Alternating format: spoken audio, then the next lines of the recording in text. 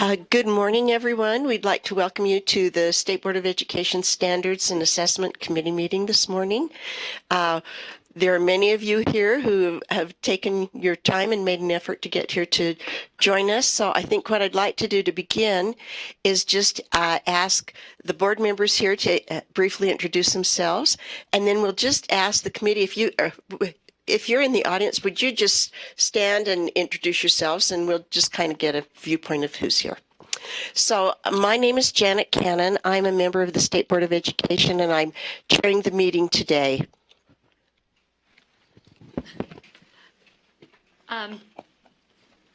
Patty Norman, Deputy Superintendent of Student Achievement.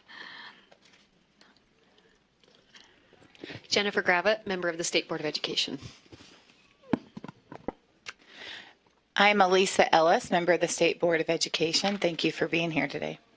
And my name is Scott Nielsen. I am a member of the State Board. I represent District 13, which is Provo to Salem. And should we start with you? Yeah. I'm Melissa Mendenhall, and I am the Elementary Science Specialist in Alpine School District. Ricky Scott, I'm the K-12 Science Education Specialist here at DG. And I'm Ashley Russin. I'm the Secondary Science Specialist for Alpine School District. Candace Penrod, Salt Lake City School District Science Administrator. Wendy Lawrence, I'm the STEAM Coordinator in Salt Lake City for Meadowlark. Jessica Dwyer, University of Utah Center for Science and Math Education. I work with our teacher prep program. Scott Ross Kelly, I'm the Science Assessment Specialist here at USB. I'm Roger Snow, as part of the Science Committee, and here representing my kids, and a parent that was on the committee. Mark Barlow, retired electrical engineer. Vince Newmeyer, and I was on the committee for science standards. I'm Jolie Honey, and I'm the STEM Coordinator for the State Board of Education and the Secondary Math Specialist. Chantel Cowan, Curriculum Director at Tulare County School District. It's job shadow day, so this is my daughter. Oh, yay! Carol, I was saving your seat. Oh, Jenny Earl, parent, but I also involved in a lot of education issues and an educator myself. Lauren Bell Cohen, Assistant Professor of Science Education in the Department of Ed Science at the University of Utah. Charlie Matthews, STEM Coordinator, Park City School. Jennifer Mulder, Utah Association of Public Officials. Adrienne Ferguson, and I was on the State Standards Review Committee. Marta Adair, I was on the State Standards Committee. I just retired from BYU, the Teacher Education Program, Biology. I'm Dwayne Jeffrey, retired biology professor from BYU, and I was also on the standards review. Diana Summers, Director of Teaching and Learning for the USB. Troy Nordic, Driver Education for USBE. Jody Kaufman, Health Education Specialist, USB. Megan Waters, Department of Health. Teresa Breslin, Utah Department of Health. Joey Thurgood, also with the Department of Health. Andy Gailey, USB. Linda Hanks, Board Member in UF School District and also representing Utah School District. Thank you so much. I want to acknowledge that we've been joined by board member Carol Lear. Welcome, Carol. Thanks. So we, I believe, have a little sign-up sheet that is going around. If you would like to give us some public comment, we will have some time for public comment on a couple of our items today. So if you'd like to give that, please sign up, and we'll try to acknowledge you and get as many people in as we can during the time we have today. Thank you. Okay, our meeting is beginning with the review of health standards, and I believe Jody Kaufman is here to take us through.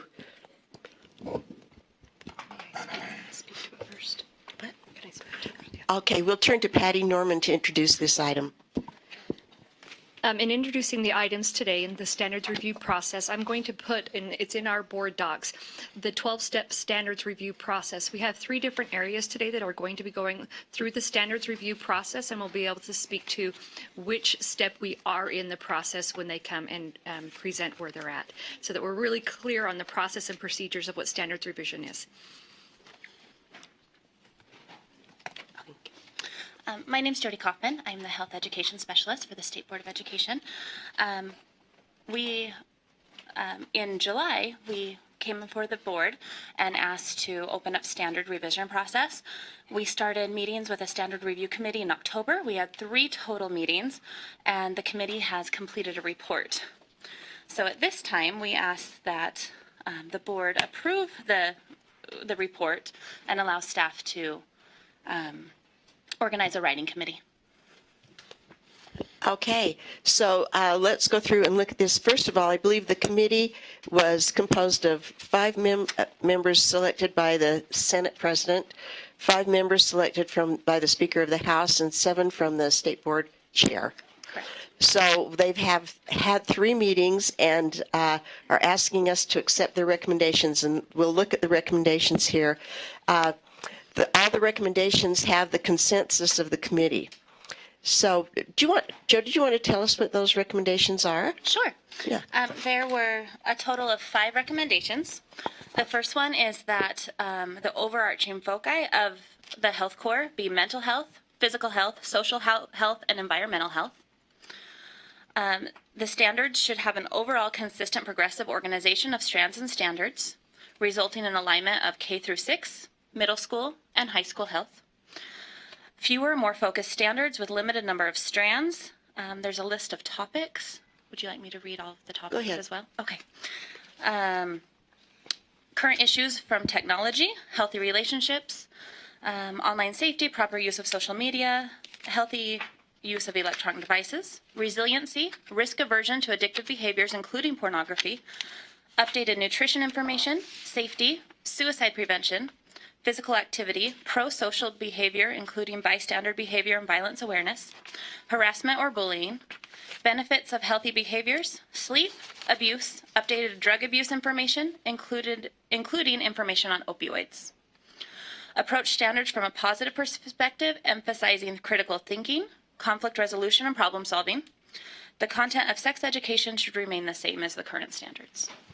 Okay, then I'm turning to board members. Do you have any questions or comments? Go ahead, Elisa Ellis. Thank you. This is more of a compliment. I've been a vocal critic of the parent review committees after serving on one and having many colleagues and friends over the years serve on different areas of standards.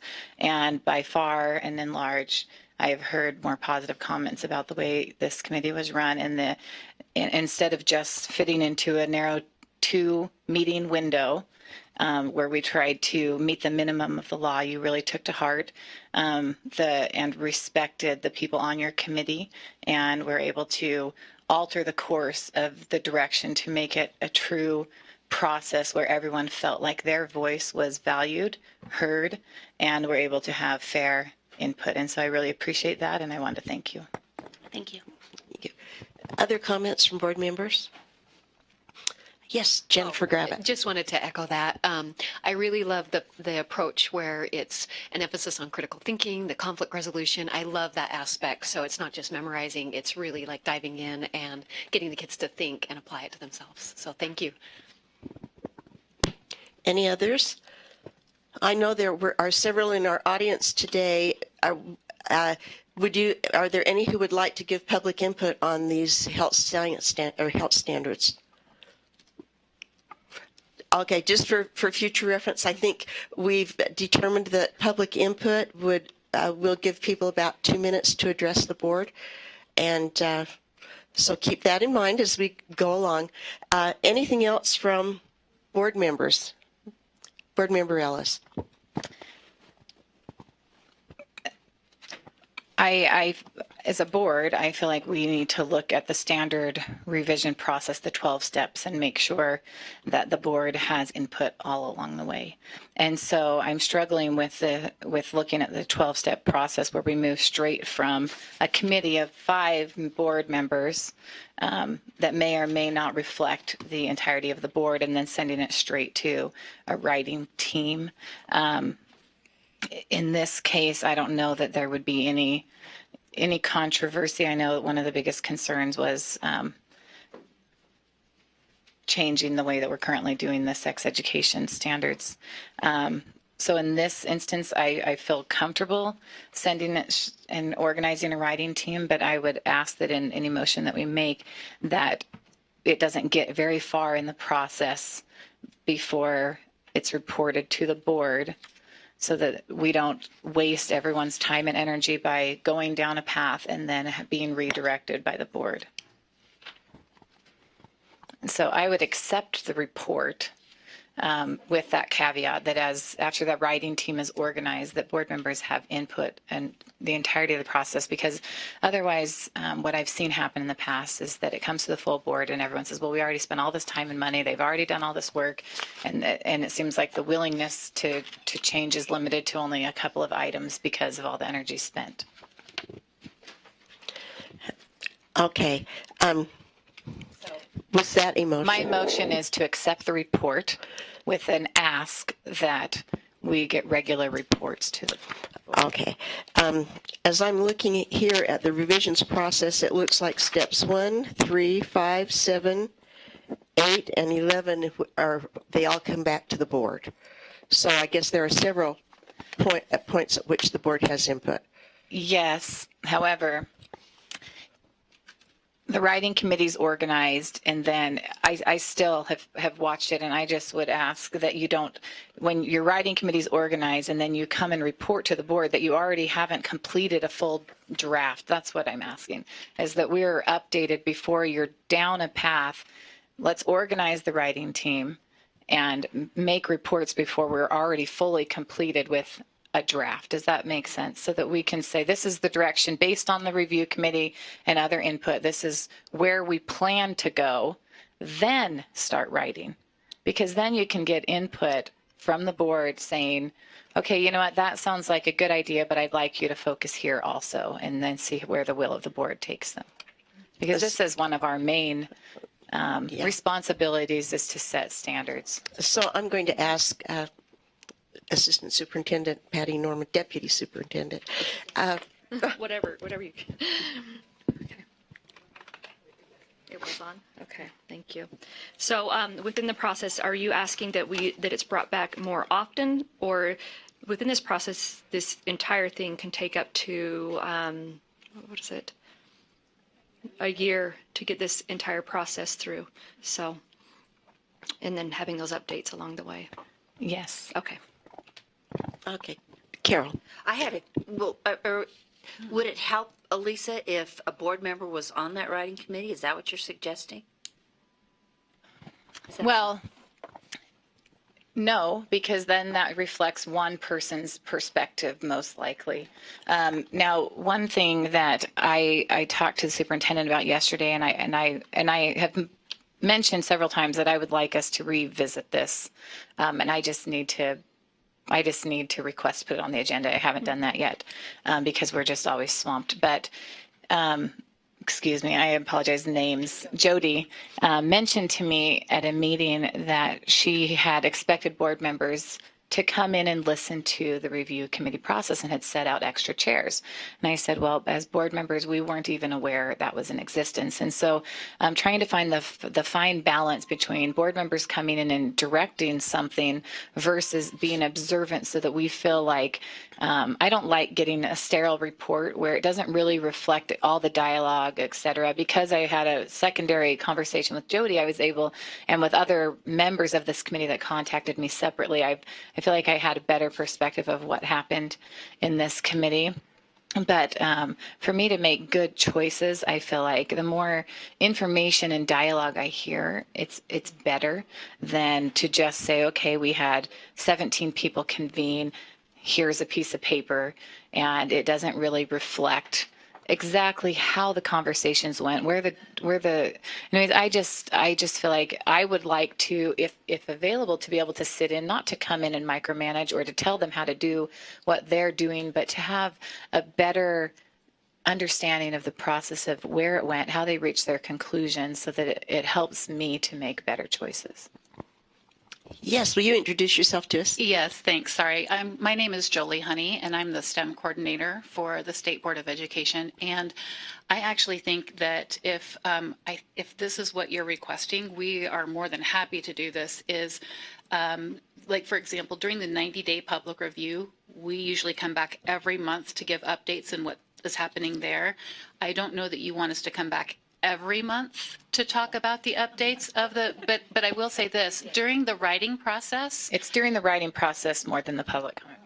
Well, during the public comment, I think is we do come back every month, but also during the writing process, we are happy to come back when there's been progress made to say, you know, so far the writing team has addressed these 3 items,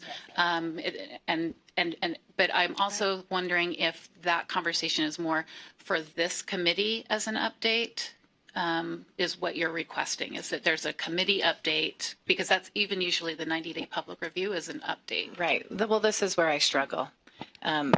Sometimes committees are, we have 5 board members, and so sometimes it's not necessarily a good balance of where the whole board would stand on an issue or anything. And so things may pass and pass and pass out of committee depending on the makeup of the committee at the present time.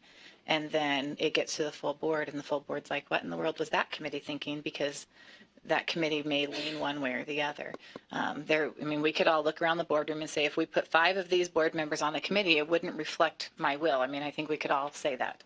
And so that's why I am a little cautious I don't want to take committee work to the full board, but I do think that there should be some updates to the full board so they can say, yeah, I'm not sure that that's the direction that we need to be taking this. So. Okay. Yeah. Go ahead. And I have a comment too. Yeah. Go ahead. You go first. Yeah. Are you sure? Oh, yeah. Board Member Lear. And see, what I'd like then are some concrete ideas rather than, I don't personally want updates to the board. I think if a board member has concerns that a writing committee or a rule committee or whatever is not going in a direction, or is concerned about the direction, and we had that experience with the bullying rule. I had that experience with the licensing process, the writing process. I think what I would like is to be informed of the meetings. I'd like the meeting times and dates and information enough in advance, not years or months or anything, but so that the board members who have, because I'm sure you don't have those, that the board members who have those particular concerns then can attend and be familiarized, so that nobody has to be surprised at the end if that is a particular interest of a board member. So I don't want to have endless updates to the board. We've got way too much to do, and I think those become so rote that they just go right over our heads until we're right to the point of decision making. So I think the best thing we can do in terms of giving advice or Input. Information to our staff is to say, just let us know when the meetings are held, because again, my couple of experiences I've had, I learned so much and felt so much better if I attended those meetings. So that would be my suggestion. Okay, I want to give Deputy Superintendent Norman. As part of the process, we have the 12-step process here, and then bringing those things to the board, following what Board Member Lear just spoke of being able to have the times, dates, places where all these meetings will occur. Another thing that's occurred, I know in our LEAs, when they're going through curriculum review, is they keep track of the minutes of the meeting.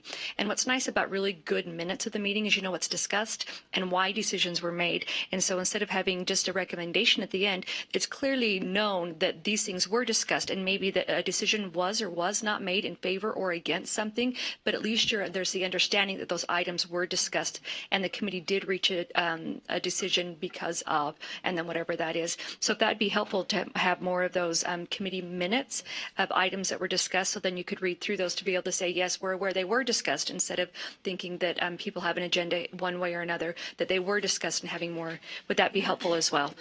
The second part of that is anything that happens in our committee in standards and assessment then goes on to the full board committee as the information items to be able to speak to the full board. So at that time, that's when the full board is informed, and it does go to the documentation is in there. So that would then be, if we had the new way of doing it, the minutes and the other things that are discussed. So we had the chance to discuss it in granular level in this committee, and then as it's promoted to the full board, then we again can discuss it to whatever level the board at that time, being a full board, would like to discuss it as part of the process currently outlined.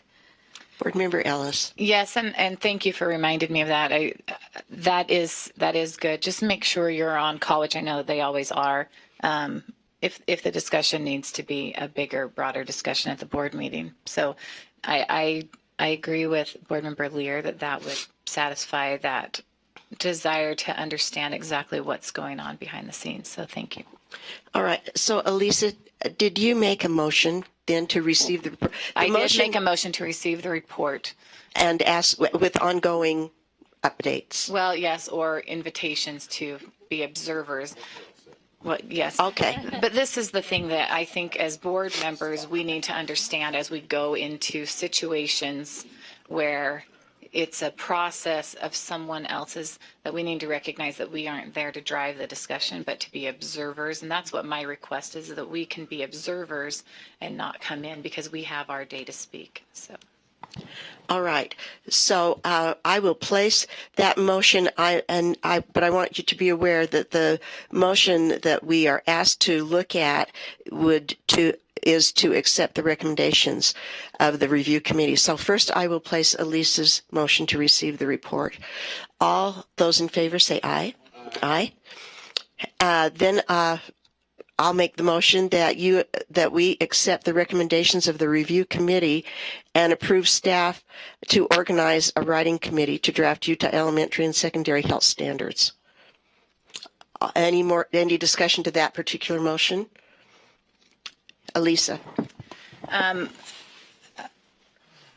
Yes, I do have a concern because we haven't received the report from the science committee yet, but I've looked through it, and based on the recommendation to adopt next generation science standards and having reviewed those, I feel like they're lacking in an area that some people I think are covered by health, and they're not really covered here, and that is the basic functions of the body and basic human anatomy. They're not adequately covered in the next generation science standards, and then if we aren't really focusing on them here in the health standards, we're missing a great area for our kids. And so I don't know which area would be better to have them covered, but they need to be covered somewhere.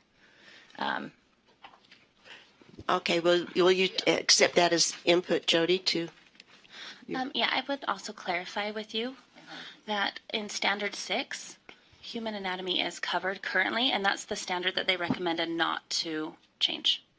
Okay, but if you look at sex education, that's different than basic human biology. That's focusing on the reproductive system. That's one area of the human biology.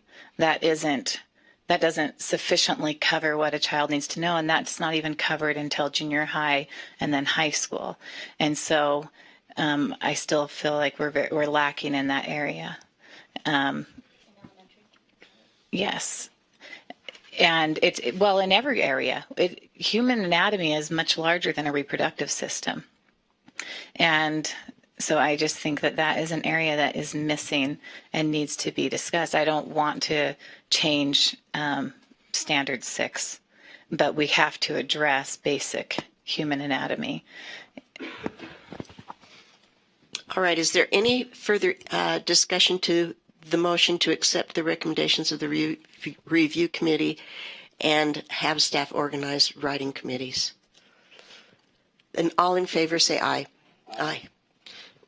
Thank you, Jody. Appreciate your coming before us. Thank you, those who have come to listen to the science standards or the health standards. We have a lot of standards on here today. And I'm just going to stay here because I have great people coming up today. So. Okay.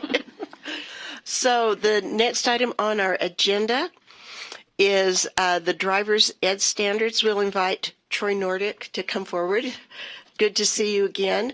When they appeared before our committee last month, I learned something in the detail that they presented, that Utah's graduated driver's license law passed in 1999, and according to the Utah Department of Health, there has been a 62% decrease in the fatalities of teens aged 15 to 17.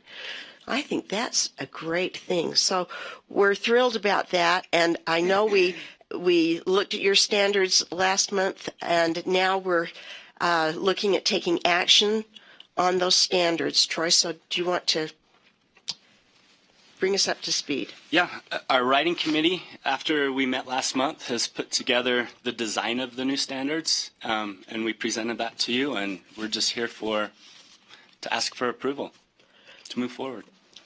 Okay, so they're asking us to approve the driver education standards on first reading, and if that passes, then the committee will move it forward to the board. So is anyone willing to make that motion? Board Member Lear. I move that we accept the driver's education standards rule process, whatever is the best word, and on first reading, and send it to the board for final reading. Thank you. Any discussion to Carol's motion? All those in favor say aye. Aye. Aye. Thank you. I think voting's unanimous. Thank you, Troy. Now, just stay here because now It's a little irony because that's the. now we have a rule before us. This administrative rule is R277-746. It is the driver's ed program 5-year review and continuation. So would you like to, it looks like there's some amendment. Would you like to tell us about that? Sure. Please? This is just for your consideration for the continuation of the rule 277-746. The rule incorporates a law and policy manual for driver education. We're currently in draft, and I attached it there for you so that you can look it over. With the recodification taking place, we want to make sure we produce a document that's going to continually be used. So what we'll do is we'll use that draft, we'll work with the recodification, and then we'll bring the manual back to you and show you any changes and ask for your approval at that point. But for now, it's just the continuation of the rule. The action. All right. Any questions, input from board members on this rule? Would someone like to make a motion that we review and continue, that we have reviewed and consider approving the amendments to and continuation of R277-746? Carol. I move that we, as a committee, approve the amendments and continuation of R277-746 and move it on to the board for full approval and consideration. Thank you. All those in favor, say aye. Aye. Aye. That is unanimous. Thank you, Troy.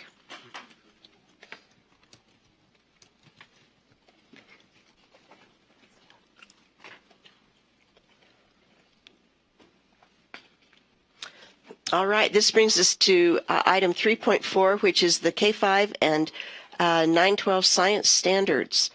So we are asked today to accept the suggestions provided by the State Standards Review Committee and approve the staff to organize the writing committees. So it looks like we're at step 3 of the standards process, like as we were with the health standards. And we have Ricky Scott here from our USBE staff. to present this item for us. Right. So our committee was able to meet over 2 occasions. They came up with the report that you have before you. I don't have much more to say about. I mean, if you have questions about the process, I'm happy to answer them. We have several members of our committee here that are willing to speak about the suggestions that were made. Okay, they've just handed me a list here of people who are interested in giving input on this. I want to ask the committee members, would you like to discuss this before or after public comment? After. Okay, so Ricky, is there anything you'd like to tell us before we go ahead and begin public comment? As far as the process goes, it was a wonderful process. We had 5 outstanding parents chosen by the Speaker of the House, 5 from the President of the Senate. We had some pretty amazing science education experts in the room as well to discuss content. And there was a wonderful conversation that happened. I mean, along the process, there was in the beginning over 70 different individual ideas that they wanted to put into this document that were solidified down into what we have now. So they did a pretty amazing job working together. So that's I'm just saying yay to them. I just got to sit in the room and listen and take notes. Okay, thank you. Well, then let's go ahead and we'll invite these folks up. We'll allot 2 minutes per comment, and our secretary, Sherry Riesenbach here, will give you notice about the timing on for your comments. So we'd invite you to come forward, and the first person I have is Ashley Russin from Alpine. To sit or stand? Or... Oh, make yourself comfortable, yes. All right, so my name is Ashley Russin. I wear a lot of hats here speaking with you today, and thank you for giving us this opportunity to speak. I am a parent in Alpine School District. I am a teacher as well as a district specialist for the largest district in the state. So we have quite a number of students and parents that I feel I am here representing. I'm also a board member for the Utah Science Teachers Association for Region 3. That encompasses Alpine, Provo, and Nebo School District. So I have been involved with science education in public schools for the last 8 years. I've seen, and I want you to know that I fully support the revision of K-5 and 912. Teachers that I talk to, parents that I talk to, fully support this revision of K-5 and 912 standards. We've seen, I'm going to call it magic. We've seen magic happening in our 6-8 classrooms with the new SEED standards, and to continue that into K-5 and 912 is what our students need. Our students need to be critical consumers of information, especially in this day and age. And I know that we have to base our standards on the most current and up-to-date research on how students learn science, and that's the best. And that's what our 6-8 standards are based on, is that body of research that says this tells us that this is how students learn. So that is what I have, and that is what I support. And thank you again for listening to us. So, thank you. Yes, Ashley Russin. That's okay. Yes. Ricky informed me, but it would be helpful when you make comment if you let us know if you were on the review committee, if you're here just as public comment. So okay, I was not. Thank on the you. review Yes, he let me know. Thank you. Thank you. Candace Penrod. Hi, I'm Candace Penrod, and I'm glad to be here today. So I'm like Ashley, I wear several hats. I have 4 children of my own that have gone to K-12 schools here in Salt Lake City area, and I have other nieces and nephews, and I'm very concerned about the state of science education in Utah, because I know there's a lot of room for improvement. So I'm excited to be here today. I support the standards revision. I want you to know that in K-12, in K-5 and 912 science. Science is an integral part of our community here in Utah. There are many businesses that are based on science, engineering, technology, and it's very important that we raise these young children to be able to take jobs here in our community, and that they can function in a tech and science literate world. Engineering is such an important part of our community here in Utah too, and our economy, and it's really important for me as a science supervisor in my district that I offer programming to teachers. I do a lot of professional development to help prepare them to help our students. I feel a great responsibility to prepare all of our students for our Utah and local economy. And we want our students to experience how scientists and engineers think, how they interact with the world, and how they solve problems. I recently spoke with a group of high school teachers, and one of their biggest concerns is, and this is even in AP classes, is the time it's taking to teach students how to do an experiment, how to really engage in their own ideas. And it's very frustrating to them, and they are not having enough time. The SEED standards in 6-8, they've provided a great foundation for change and innovation in science teaching and learning here in Utah. I'm very hopeful that the state of Utah will continue to utilize this vision that was outlined in the K-12, the framework for K-12 science education, and that will inform the changes we need from K-5, what we're seeing in 6-8, like Ashley said, and into 9-12. Thank you for your time. Thank you. Wendy Lawrence. Hi. Can I just say that I love you said STEAM, which includes arts education. It does, and I should clarify that right up. I do that. That was one of my former research areas, and we're continuing to do the research in.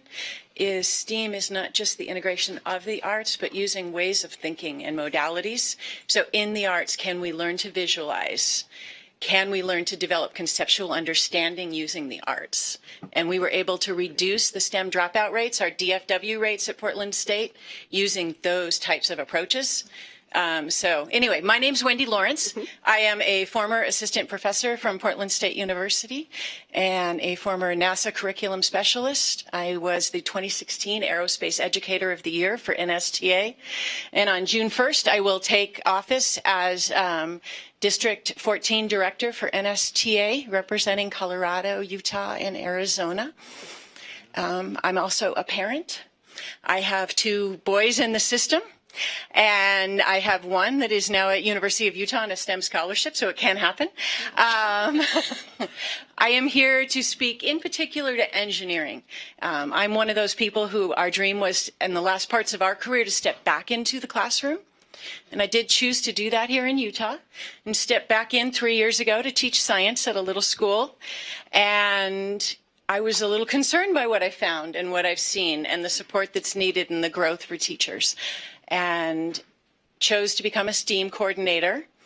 And this year, what we have been able to bring in is Engineering is Elementary, which is an NSF program out of Boston.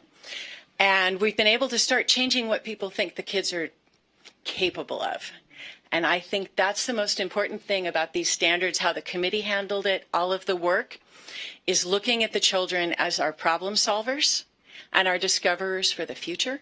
And if that's our approach, it changes how we teach. And I fully support the way these standards were brought together. Our kids at our school wrote a song and put it out on the internet. And they said, we're the heroes of the future. And so even in kindergarten, we brought in, as a pilot center, engineering this year. They were able to help save Danny Duck in this pilot program. But it's amazing to see children engineer and move to this level of thinking. And if we can do that early on, I can only imagine what they can solve later. So thank you, and I appreciate the process. Thank you. Jeannie Earl.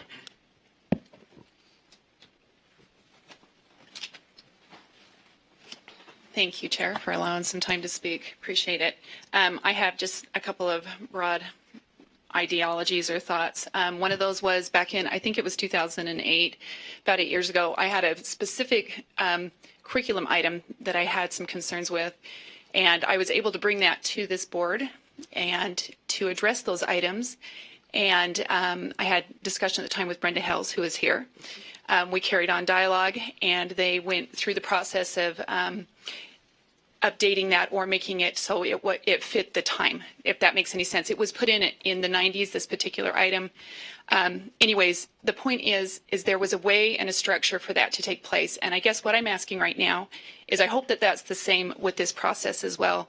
That as we as we have concerns or ideas that need to be changed, that there is a process for doing that, and that there's a process for, making that available. And with that being said, with this being more of a national curriculum type of a thing or framework, the chances of that happening will be slim.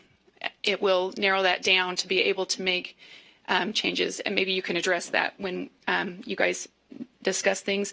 The other item I have is specifically our 6th grade teacher, and this is relevant because of the assessment, and I hope that as the assessments are put together on whatever you choose to do with the science standards, that they are developmentally appropriate for youth. We have a science teacher who is very concerned, her group, with the way that the current assessments are going to be rolled out for the change in the science standards. She is specifically worried about the abstractness of some of the questions, the subjectivity, and even the multi-levels. And I understand we're all about expanding children's minds, expanding where they're going and wanting to know how they got there. That's what we're trying to measure. That's what we're looking for. But at the same time, when you put things like that on an assessment, I've got to stop. When you put it on an assessment, you then become, especially young children, don't want these abstract things. They want to be concrete in their learning. So be careful that we're not losing child development in our process for achieving these great things when they go to college. Thank you. Thank you. Marta Adair.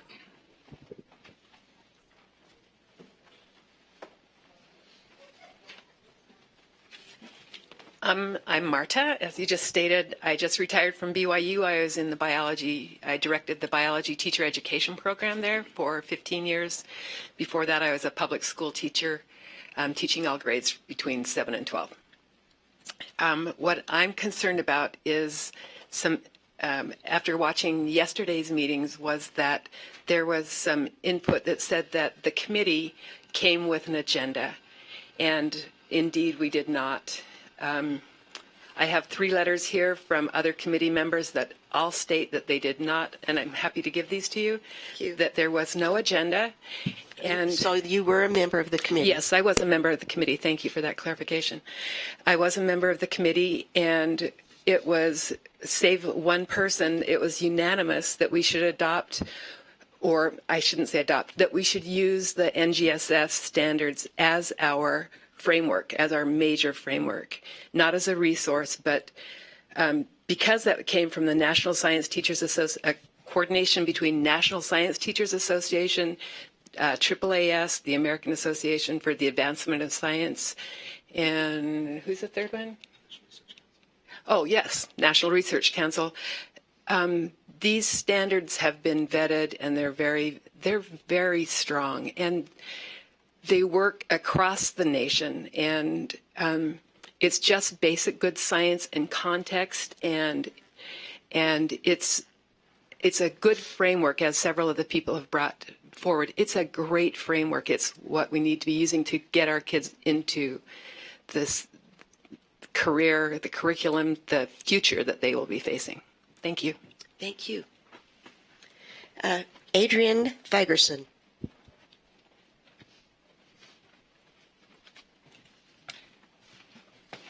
I was on the committee as a parent nominee from the House of Representatives, and I didn't know.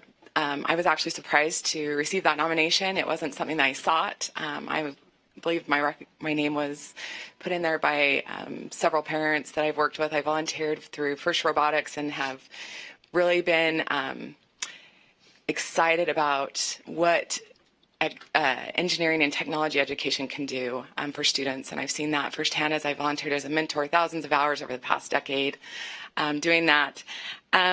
I also want to just say that I didn't come in with any preconceived notions. I had heard of next generation science standards. I had heard of SEED standards, but I didn't know those during our first meeting. But we spent that month researching and was able to go and get feedback from parents, educators, counselors, all different kinds of people, and came to the conclusion based on a couple of things. We also were able to give feedback via a Google Drive, and a couple of parents persuaded me that it was good to have those standards, just because when you're moving so much, which so many of us do, from state to state, that we aren't too far ahead or too far behind, that we're on the same plane. And I've seen that myself with my own children. The other recommendation that I received from a parent was, now I'm going blank just because I'm right here. Anyways, there were great recommendations. One thing I'm really passionate about is integrating the technology and engineering standards. That's a recommendation that we have. It's just such a powerful tool to teach any subject. And so incorporating those in is something I'm just very passionate about. I'm so grateful. I thought it was a great process. I learned a lot from a lot of people in there, and it was really great. Thank you. Charlie Matthews.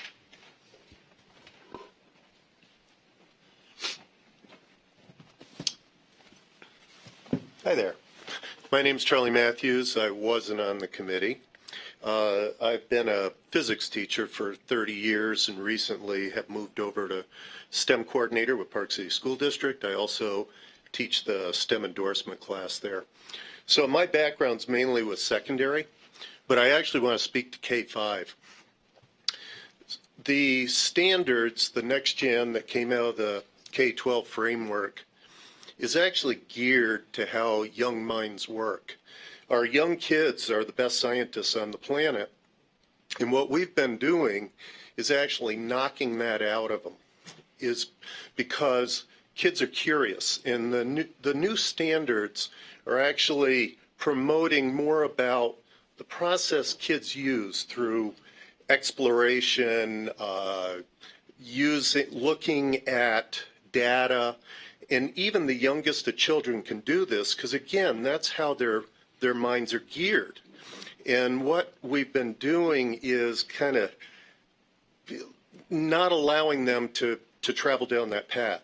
6 through 8 now is great. I've been working with grades 6 through 8 teachers, and we're seeing a real change in the Park City classrooms of grades 6 through 8. Of a group of kids that can be your toughest audience, frankly. And what's going on there is now all of a sudden they're able to be kinesthetic, particularly those young boys that you need to get them going. So if we can integrate and vertically align and get this thing K all the way through 12, we're going to see some real positive change in the state of Utah. Thanks. Thank you. Thank you. Dwayne Jeffrey.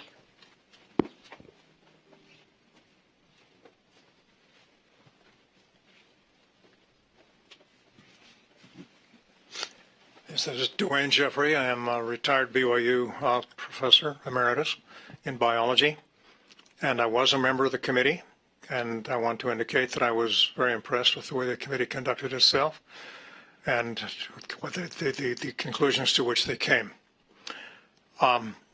I think my major concern is that I have heard yesterday and a little bit elsewhere that we don't want national science standards. We need Utah science standards. I have no idea what that buzzword means. It seems to mean a dilution and a compromise of national science standards, and particularly of some of the more critical topics in our society today. And it dawns on me that if we want our students to stay here in Utah, somehow cloistered, maybe Utah science standards, whatever that is, would be satisfactory. If we want our students to be able to continue to participate on a national and an international standard, they need a broader basis, and I think the national science standards address that. Thank you. Thank you. Thank you. Vincent Newmeyer.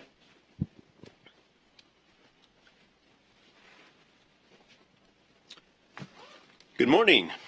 I appreciate the opportunity to address you today. I was on the committee selected by the Senate, and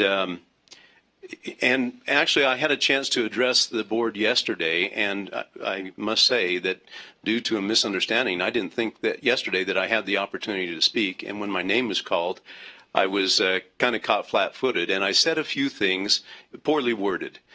But my main message yesterday, and I also want to say that in only 2 minutes, I really need to focus on what I say here. But my main message is when you have a committee in which one body selects nearing half the participants, it's not too difficult to select a particular point of view that will prevail. But let's get down to the real nuts and bolts of things. And what I want to do is share that I have studied the next generation science standards in depth for some years. And I think everyone who is involved or concerned about education comes with a certain opinion and idea, and that's fine. I don't have an issue with that. But for example, here's an article from Truth in American Education. Rhode Island science scores drop after next generation science standards are adopted. It's not just a significant drop. It is a very precipitous drop in their case. Now, that may be just anecdotal, or not. But I want to also bring up a couple of other things. This is from the Fordham Institute, and they talk about their most egregious omissions of the next generation science standards are in chemistry, thermodynamics. I tell you what, you can read the thing. I just don't have time to go into it. But there are a number of people who have fundamental concerns about the next generation science standards, and there's another side to this.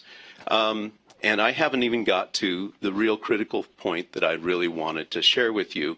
And so we'll have to save that for another time. But thank you very much. Thank you.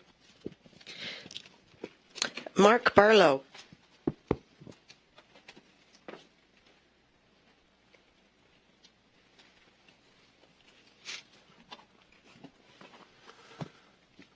I'm a retired electrical engineer raised by Utah, mostly Highland High and the University of Utah. That's my background. Work mostly in the aerospace industry. Looking back at my education and so on, you need to get more science and math in the younger grades so you're more prepared for college. College has too much to teach to be teaching that basic stuff. They need to be teaching the advanced things. And so the K through 12 needs to take that burden. As far as other things, my view of the standards, you have some things in there like evolution and then global warming, and those are taught as, I think, one-sided political dogma. You need to take the scientific approach and teach both sides.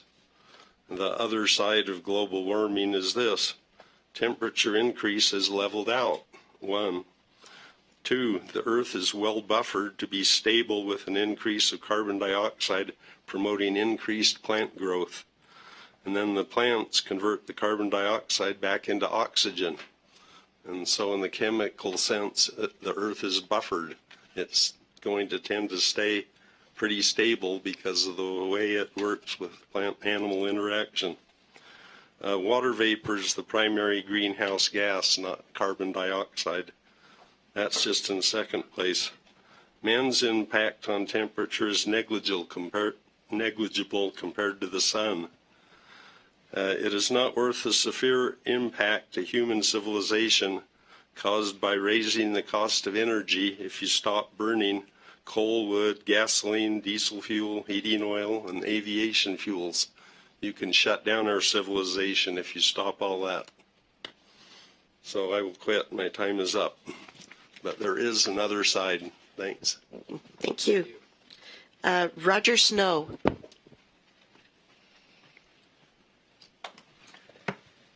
Good morning. I'm Roger Snow. I was on the committee as a parent representative. I have 3 children in the public system, first, fourth, and fifth grader. And professionally, I'm the Vice President of Instructional Services at the Technical College, and have a background in the engineering industry as well, and was very excited when the invitation came to review these standards and offer some suggestions to you.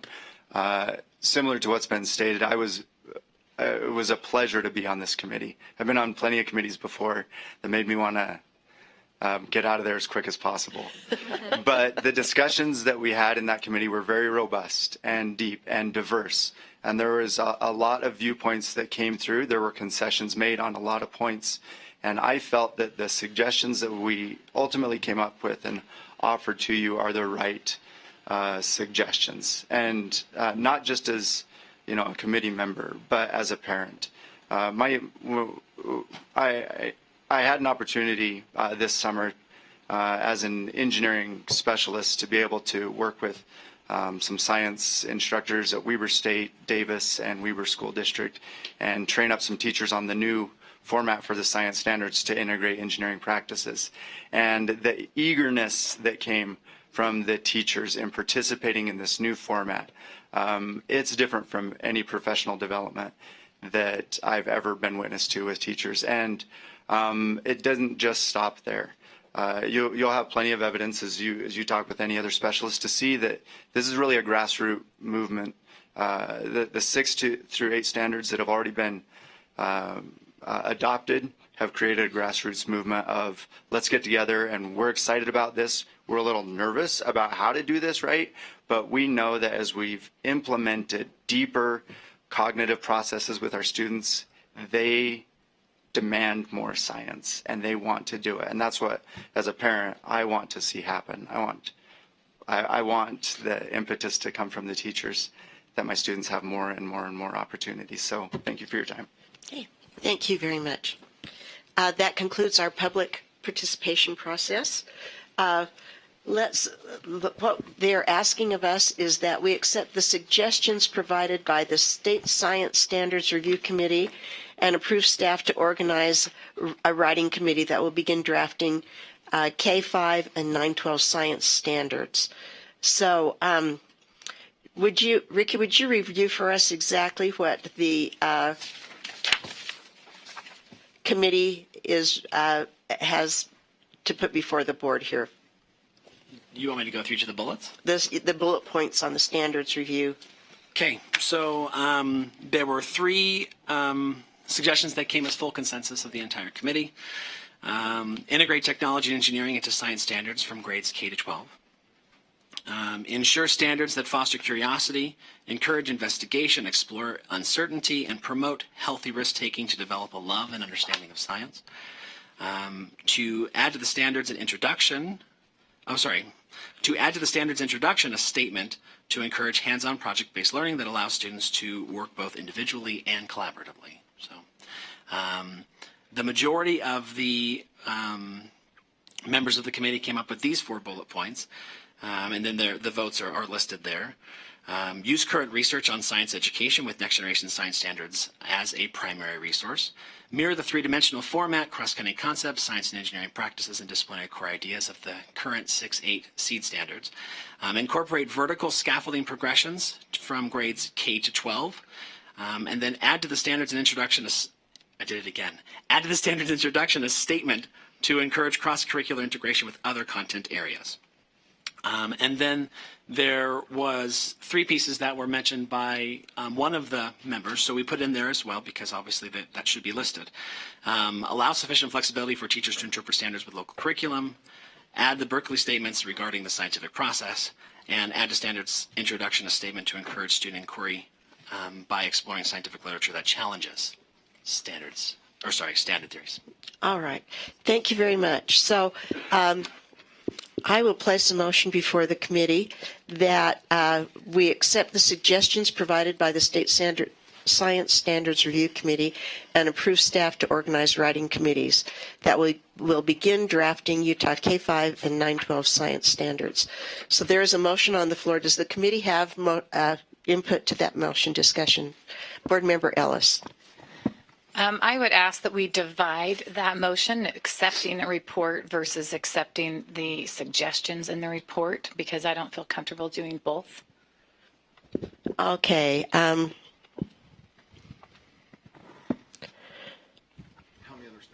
Yeah, Okay, so the motion was just to accept the suggestions provided. Okay, well, usually when someone comes before us, we are accepting a report, and they present us with their report. What I'm not comfortable with is the items in their report per se, and so I don't feel comfortable moving forward with the concepts to to begin writing.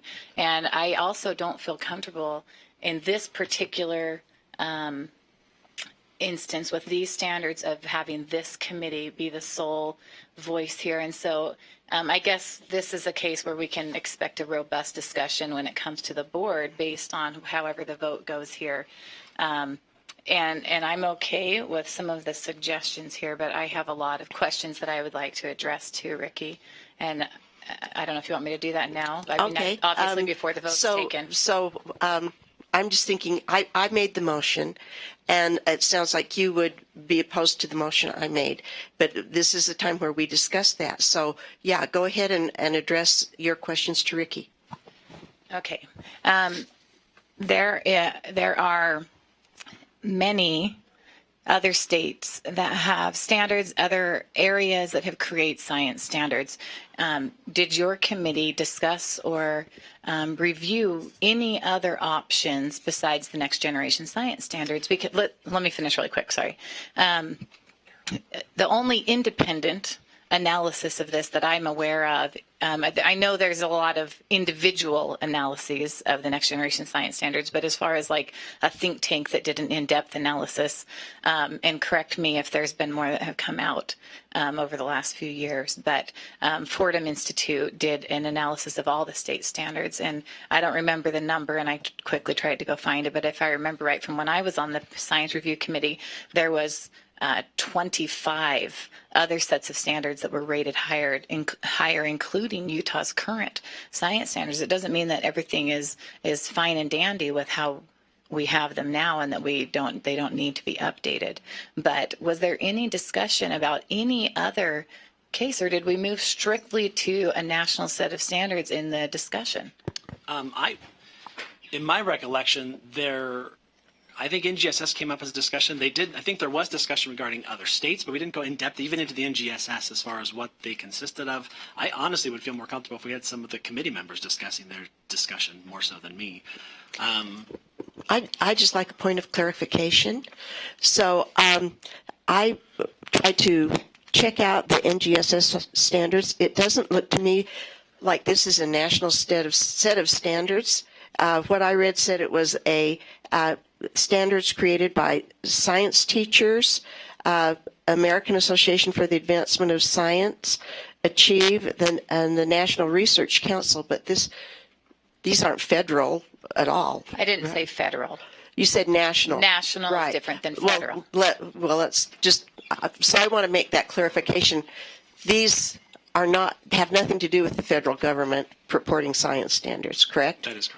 Okay, so these are standards that are created by science teachers from across the nation, the National Research Council across the nation, Achieve, which is a very well-known educational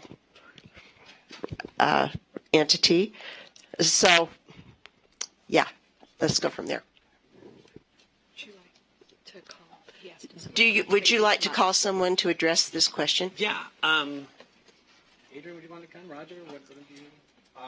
You're the ones that voted in favor of this. So. You want to come up? Yeah. Maybe we can. There's two chairs. So, I mean, these are good questions, and there was a lot of review, and we actually did review some of Excuse me, Roger, would you mind stating your name? Because we have people listening, and so this will let them know who's speaking. So Roger Snow from Ogden, a parent representative on the committee. And like I stated previously, I do have some experience in working with teachers with the new format of the national framework that the National Research Council put out, the K-12 framework for science education, which kind of was the roadmap that the National Science Teachers Association collaborated on with some Utah representation that created recommendations that are what are referred to as the next generation science standards. So those standard, that format, which we refer to as three-dimensional science education, that integrates a lot of those elements in there, was really the format of the discussion we had on the committee. And what I experienced this last summer as we trained teachers on on these new methodologies for creating phenomena-based investigations with their students. And it's what my students experienced as they went through a summer school that was led by many of those teachers, and that provided, the preponderance of evidence. That's what we talk about in science. That how do we know when something is right? Well, when you have a preponderance of evidence. Well, I have 3 specialists in my house, aged 9 to 11, that provided me with the preponderance of evidence that, because I couldn't shut them up about science and the experience they were having, that this worked for them more than anything else I've ever seen them go through in their education experience. And I don't think I was alone in that. There's many other parents who sat on the committee that came out in our discussion that provided similar experiences that I think led us all as a committee to say, well, yeah, this would be if there are any blueprints for what we should do for our revision of the standards in Utah, this would be the right place to start to look for. Board Member Reynolds, do you wish to propose a question? Yes, I do. So just looking at one place in the next generation science standards where it's very heavily imbalanced as far as its approach. Now, when I mention these things, it doesn't mean that I think these discussions can't or shouldn't happen, but not at the expense of other great topics that should be covered. So this has been years, so I don't have numbers correctly, so please no one go back and say, oh, she said 58 and there was actually 49 or whatever. But if you go through and just do a simple word count of next generation science standards, global warming is mentioned somewhere up in the 60s, and electrical circuits is mentioned a handful of times over the course of K through 12. So when we talk about wanting to have students more prepared for STEM or STEAM or whatever, how do you justify recommending standards that are so heavily imbalanced in areas that are highly politicized internationally and nationally at the expense of foundational concepts that need to be taught? So I think that one thing please state your name. Adrienne Thurgeson, parent on the committee. On the committee. Thank you. I think that one thing that was persuasive for me was it wasn't necessarily the next generation science standards, but the SEED standards. And those SEED standards are Utah committees or whoever writes them. I don't know how the whole process goes from here. National. But the SEED standards, how those work and how they had come about, they have just made such a huge difference, I think, that we heard from Alpine. I know that parents in my district, when I was talking to them, they are looking at Alpine as the model for what to do. I live in Sandy, and Canyons is lagging a little bit behind, I think, in a lot of the areas, at least in the middle schools, in catching that vision. But those standards have kind of set this model. What I really loved about the SEED standards was how they're ensuring and fostering this curiosity, encouraging investigation, exploring uncertainty, and promoting healthy risk-taking. One of the counselors that I talked to at Alta High School, she said, kids are just afraid of science. And I hate to hear that because I reach out and teach so much science, and when I look at those SEED standards, that's what they're doing. It's creating that model and exploration, the hands-on learning, the, hey, I understand why this is happening. Okay. Board Member Gravitt. Yeah, and I just want to comment that I understand that people are afraid of, certain topics, or they don't want things to be one-sided. But to me, and what I'm hearing you say, is that investigation and curiosity, those things aren't one-sided. They would encourage people to look at multiple sides in the process of investigation. And I don't think we should be afraid of letting our kids explore. I'm a junior high teacher, and for years I have heard kids be afraid of science, and I've heard them hate science. In fact, I didn't think I liked science until I got out of high school, and then I'm like, I really love science. Well, I'm hearing different things now because our kids are experiencing the SEED standards. They love it. They are enjoying it. Teachers have talked to me and they said, it's like I've been awakened. And I guess to me, the fact that they are out there exploring and they're bringing in ideas and they're not scared of saying maybe ideas that are foolish because they're going through the process. And so it's not that any ideas are off the table. It's all ideas, but we're going to do a preponderance of evidence. And I think that's what these standards encourage, and that's what I like about them. Board Member Lear. And I have no science background, no science genes. My teaching that's a little bit actually. The gene pool is very shallow. My experience is all with English and history and law and education, and so reading this and hearing from you is extremely helpful to me, because I am inclined to read information and listen to people who have extensive and deep training in these issues, and trust your judgment, because I am not an expert in the science curriculum. And looking and hearing the qualifications of the people on this committee and the people at the State Office of Education who participated is very impressive to me. I don't think in a blinding way, but in a way that makes me say, this is not an area that I'm an expert in. And so I very much appreciate your background and your opinions. And I've read this much about it.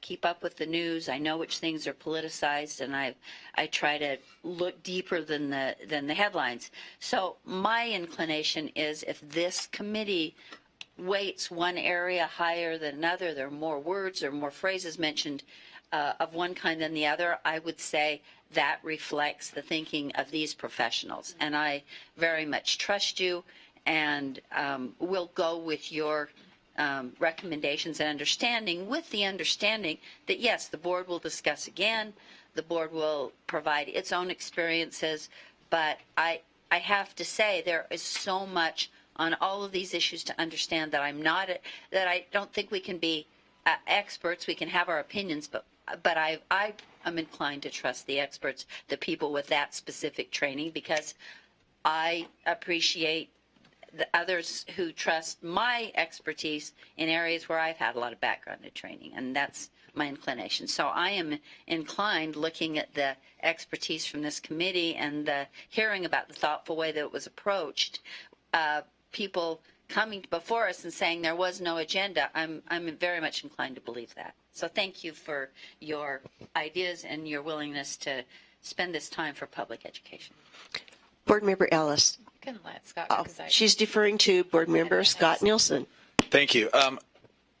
Carol, we largely agree on this assessment. I have strong reservations about the political dogma, shall we say, of global warming. I have very strong reservations about that, because I don't think it is an exact science. The Earth is always changing, always in motion, and things that are happening. However, with that said, I'm very excited and generally very supportive of the new generation science standards. There's a few exceptions there that I would like the board to take a look into as we move forward with this. And I believe, and I would hope that we would do so. So I am generally very supportive of the new things that are coming out, especially given the fact that when I first got into education, I teach high school. The things that were happening even 15 years ago, and the way things have changed from 15 years to now, is really incredible. And I don't feel like that it's going to be stopping anytime soon. And it's just, I mean, if you'd have told me that, even 15 years ago, that the things that, hey, you're going to be able to do this in the future, it's just absolutely amazing. And we need to be prepared for that. And we need to give our children the opportunity to have the information that they need to be prepared for the future of that as well. So I do have a few reservations, but I am generally supportive of the opportunities to move forward with this, because there's some wonderful things that I believe that can happen. Board Member Ellis. Thank you. One of the things that I saw in some of the standards on the next generation list when I was reviewing 6 to 8 and then the entire K through 12 is that there were areas that were leading the witness, so to speak. So in the standard itself, it would say something, and I am not a scientist, but I can defer a little bit of things, and I don't have them pulled up in front of me, but it would say teach students how to reach this conclusion. And so then it added an element of exploration, but it had a ceiling on it. And so I'm very concerned that down here, the recommendation by one board member to encourage inquiry by exploring scientific literature that may challenge standard theories. Why would you be opposed to that? It doesn't mean that we don't teach the standard theories, but I feel like the world is open to possibilities, and I want children to walk into school and out of a classroom not thinking that all the problems are solved, but that the possibilities are endless. And hey, no one really has ever been to the middle of the earth. I want to challenge that idea and open up new possibilities to see if that is, I mean, just look in space technology, where we've come and the things that we thought because of the limitations of where we were and opening up new possibilities. So why would 15 or 14 board committee members think that it's not appropriate to even look at a challenging theory? Can I speak to that? Adrienne Thurgeson, committee member. My only part of this, I think that for me personally, when I'm looking at this, we vote on these recommendations and we do this. A lot of this came through. One committee member came in with 10 pages. We had a full month, over a month, to contribute prior to our second meeting. And one committee member came on the day of with over 10 pages of heavy documentation and said, okay, this is what I think. At that point, we'd already gone through and done a lot of our research, and this wasn't really something that I was prepared or even ready to discuss at that point. And so these things were brought up like after the minute items, like within the last 30 minutes of our meeting. And if I could go back and take it and say, allow sufficient flexibility for teachers to interpret standards with local curriculum, I think that the reason we voted no on that is because we were voting on recommendations to send forth, and we were trying to come up with the biggest 5 or 6 ideas that we could. And that wasn't that we didn't want that to happen. We thought that was already covered in our discussions. And of course, you see this out of context of our discussion in that meeting. And we thought that those things were already covered. Those were things that were important to us. But when you look at the standards introduction statement to encourage cross-curricular integration with other content areas, there's a lot of discussion about what that actually means.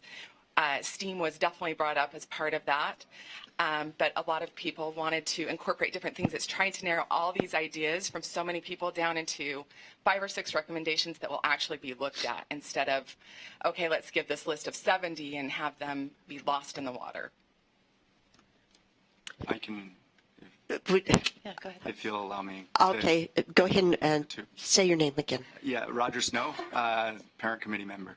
So you brought up some really good points. So I want to go back to what you originally said about Exploration. Well, no, prior to that. So how can we talk about global warming, for example, but not as much about circuits?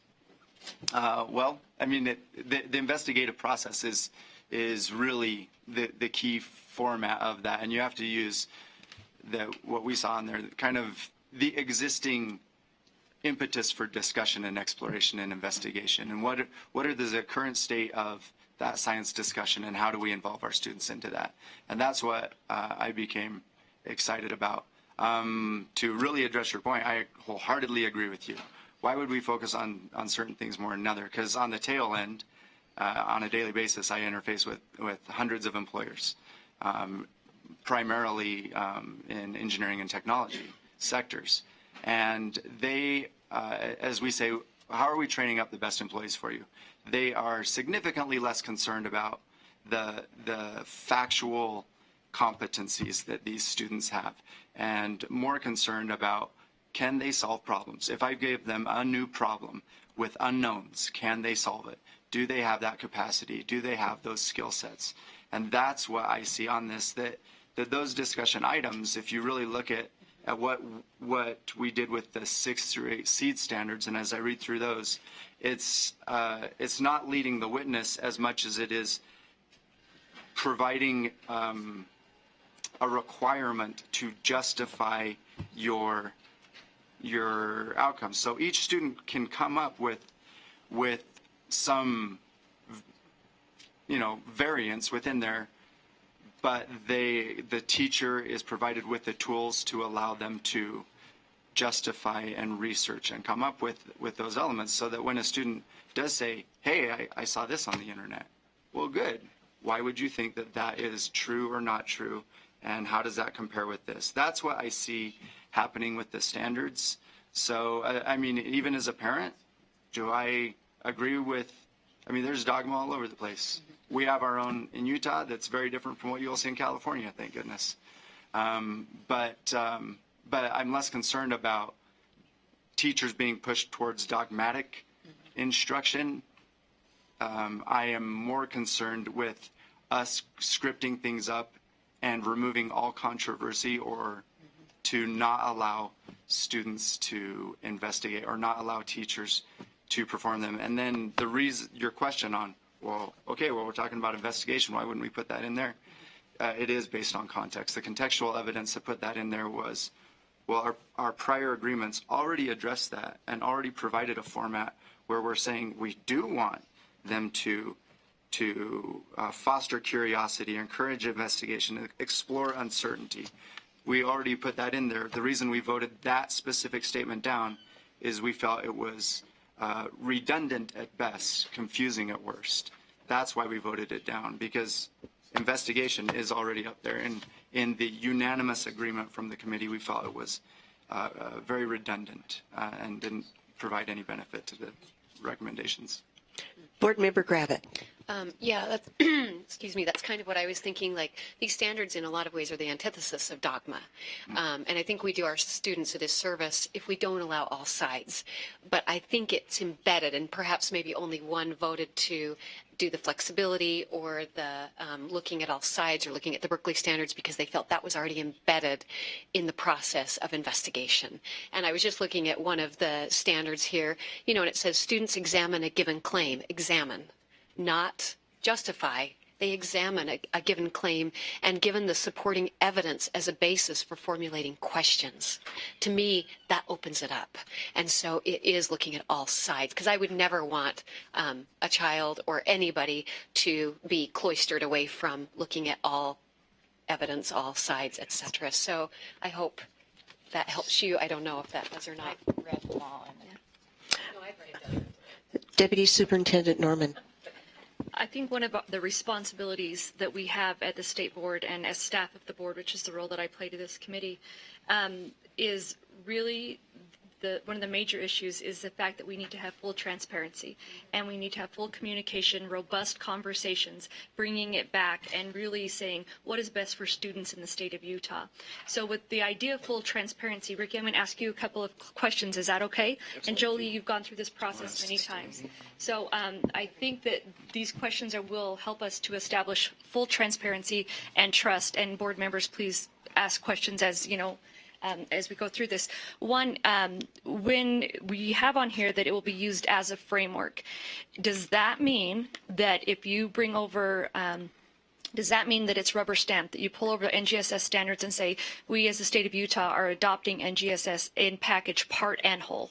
Absolutely not. We will have, reading that, my interpretation of that is that NGSS could be a resource to pull from, but we can change, adjust, adapt. If there's specific things regarding, for example, human anatomy that the board felt we needed to add to second grade, we will put it in there. So we have access to that, but at the same time, that also gives us access to all other states in the nation, international, if necessary. Whatever you want us to look into, we can use those as resources. Now, No, you're the board member. If you want to speak, okay. Okay, well, I'm the chair, and I don't see any lights on except yours, Patty, and yours, Ricky, so go ahead. So the second question, so having previously played a role as curriculum director in a large school district, there's always questions when a standard mirrors or imitates a standard that could be conceived as NGSS. So, for example, if a standard has been vetted by this writing committee and is taken over verbatim, is that considered an NGSS standard, or is that now considered a Utah standard because it has been vetted by this committee and deemed appropriate for Utah students, and therefore the vetting and appropriateness has been determined by the committee and the State Board of Education? Even if it's taken over as verbatim, is that now considered a Utah standard or an NGSS standard? Based on what NGSS says regarding their use and policy, what it says is states, districts, and schools can use and adjust these any way that they want. But with that said, is that as soon as a change is made, they can no longer be called the NGSS standards. So they don't want us to call them something if they've made changes. So that's their stance on it. Okay. Any other, do you want to continue? And so, Go ahead. So with the writing process, once the writing process begins on that, then when it's coming back, the purpose of this committee is then being able to vet that and then being able to say, we have something to look at. So any of these concerns that are being brought up now, you have all of the concerns, and we'll continue to listen to concerns along the way with the public comment and review of that, listening along the way and being able to bring them back and say, is this a part of our process? Absolutely. Yeah. Is that okay? And the comments will be taken along the way, public feedback. So once it's there, it's not there for perpetuity. Comments will be reflected and input will still be determined. Correct. Okay. All right. Other input from board members? Board Member Ellis? I saw your hand first. Okay. I'm thinking of Robert's rules, and I've had my first, second, third, fourth time. And so if Carol would like to go first, give but I Carol think a I chance have to. more concerns. I have plenty of chance. I think I have more concerns than anyone else on the committee. So I would like to hear what this Berkeley statement is that was rejected by the committee. Whatever the, I think it says there's a statement. And it doesn't say it was rejected. It said it was. But if Dwayne, you also had a response. added. You spent some time with this. So if you two, if you change places, then they can come up. Dwayne, Jeffrey, if you wouldn't mind.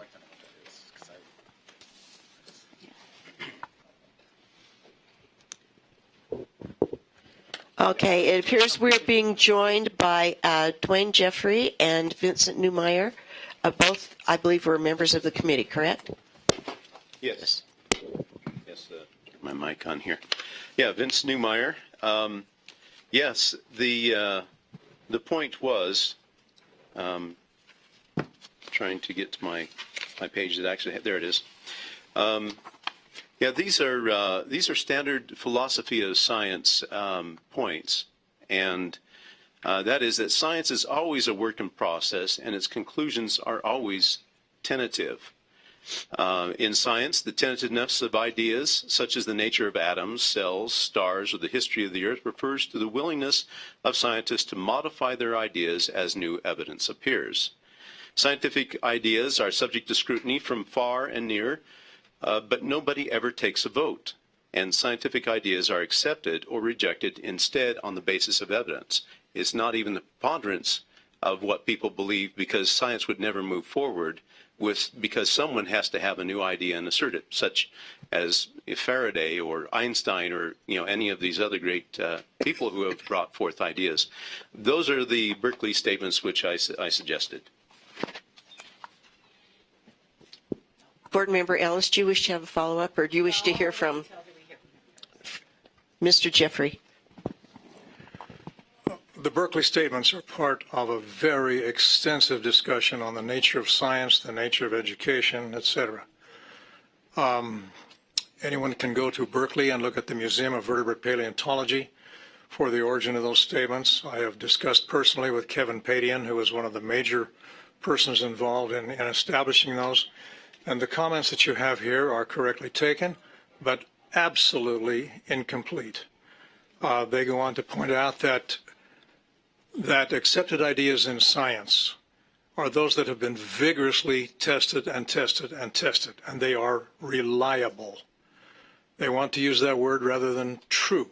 They're philosophically sophisticated as well. And when they say that, science is always subject to analysis, that is true.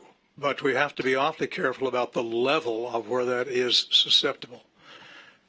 The atomic theory of matter is a theory, but that's in the science sense, heavily tested.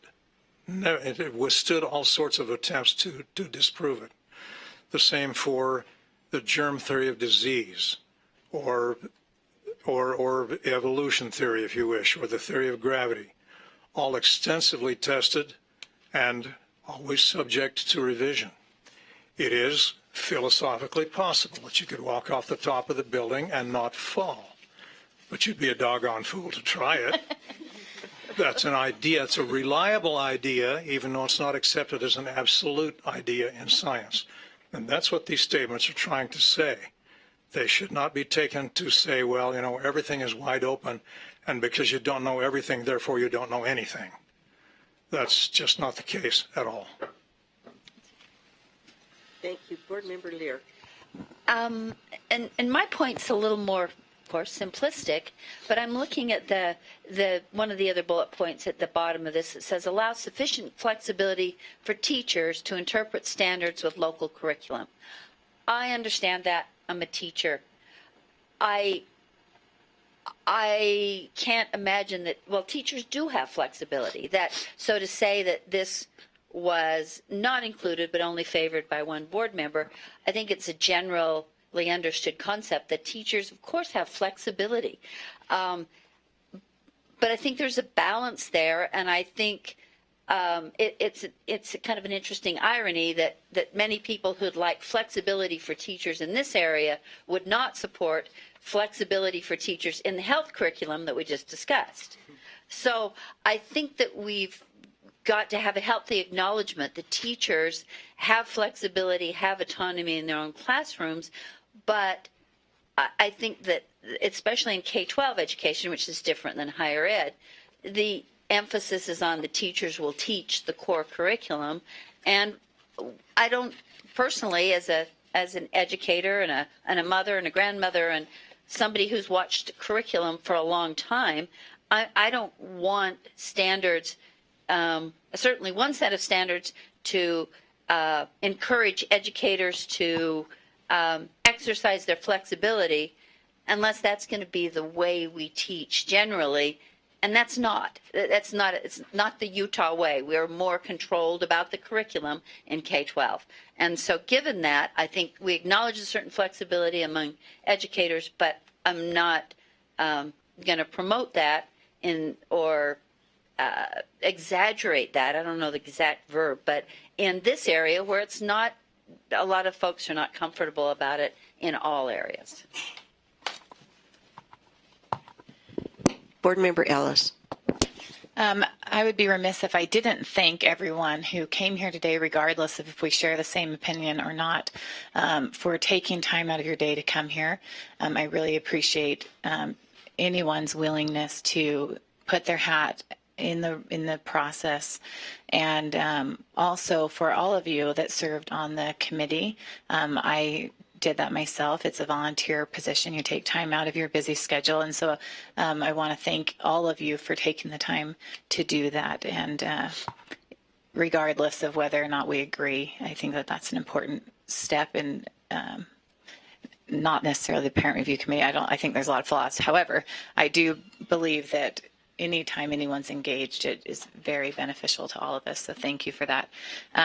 Now, I would like to make a recommendation and a request that as you move forward with the writing team, that we take a look at the 20, my eyes are getting old, and it's either 21 or 22 states and other institutes and entities that had science standards that were rated clearly superior to the next generation science standards by at least one think tank.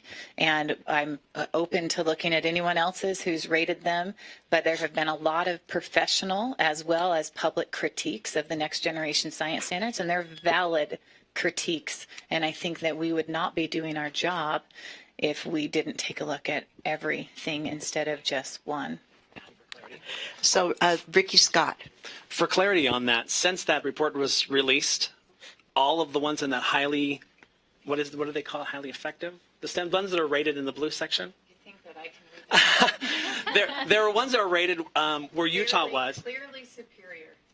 Of the 12 that were rated clearly superior, including the District of Columbia, all of them have since adopted the next generation science standards or adapted. They don't think very well. So all I'm saying is in that recommendation, I need clarity, because if they're using NGSS, then what would you like? I am not a proponent. I am a firm believer in education being a statewide process, because there's a couple things that happen, and that is that we create a free market system.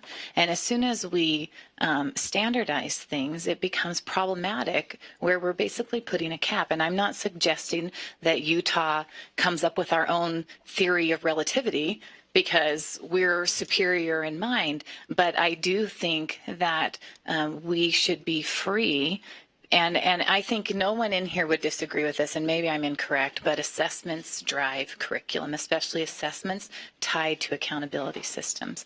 And so we can use all the fluffy, pretty language that we want and say that in Utah, we will do things differently, and we will not overly teach global warming at the expense of electrical circuits. But the truth of the matter is that as soon as the assessments are aligned to the national standards, it is what we will teach. I have watched I'm looking at mathematics. So we have a lot of parents in the state that would like to have a classical approach to math and not an investigative approach. It doesn't mean that one is superior to the other, but each child learns differently. And I am an advisor to the charter board, and every month charter schools come in month after month, and they say, because of the accountability test, we are not performing well on a test that's testing standards aligned to an investigative approach and not to the classical approach to mathematics. And they are all throwing out their curriculum one by one and changing their approach, even though a lot of these are charter schools that were founded on a classical approach to math. And they're throwing out what they valued to move forward based on an accountability system that may not measure the success that they were looking for, because they valued something different. And that is my concern as we move to standardize. And someone made the comment that the reason why we need to have national set of standards is because we don't want anyone to get too far ahead or anyone to be too far below. Well, what that does is creates a middle playing ground where we aren't allowing people to excel, especially when we then tie assessments to it. And as I've discussed with our math, the STEM coordinators that also are over math, there are kids that are capable and able of excelling, and I will not take part in putting any type of cap on them and any type of cap on their exploration. And I philosophically, doesn't matter if they're the best standards in the world, nationalizing and standardizing education, I am firmly opposed to. It doesn't matter if you brought me the best standards that ever existed in the world. I feel like it takes away from our foundational core as a country, where education is supposed to be run by the states. And that was a wise decision, in my viewpoint, by our founding fathers. And so there's a lot of flaws that I see with the next generation science standards, but above and beyond that, it is more philosophical to me. And especially when I see the same players lining up that brought us in national science, or English standards, national math standards, there is a move to standardize education and to make everyone the same. And we can say, it helps students move from state to state and all those other things, but evidence stacks up against that, and that is not really helping in education in our students. And if you look at math in Utah, we have students coming and they don't know where to put us.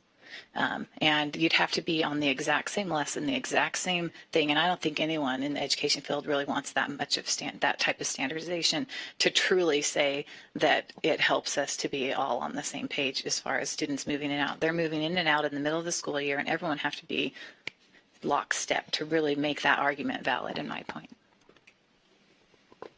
And I think we've hammered this over. We've hammered this. I'll just make one comment. I guess I have a different point of view, because in my years on the State Board of Education, one of the things that has distressed me most is having my friends move back from Virginia and say, my children are so far ahead of Utah that Utah is really behind in their curriculum and in what they're teaching. And another, we're just back from New Hampshire, and my son's so far ahead of what you're teaching in Utah.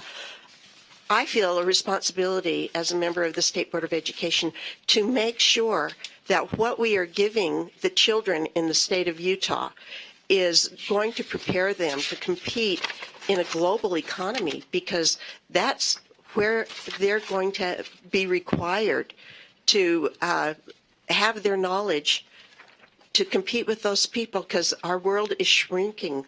Information and knowledge is shrinking our world, and we need to have our kids prepared and competent. So with that, I am going to repeat the motion to the members of the committee.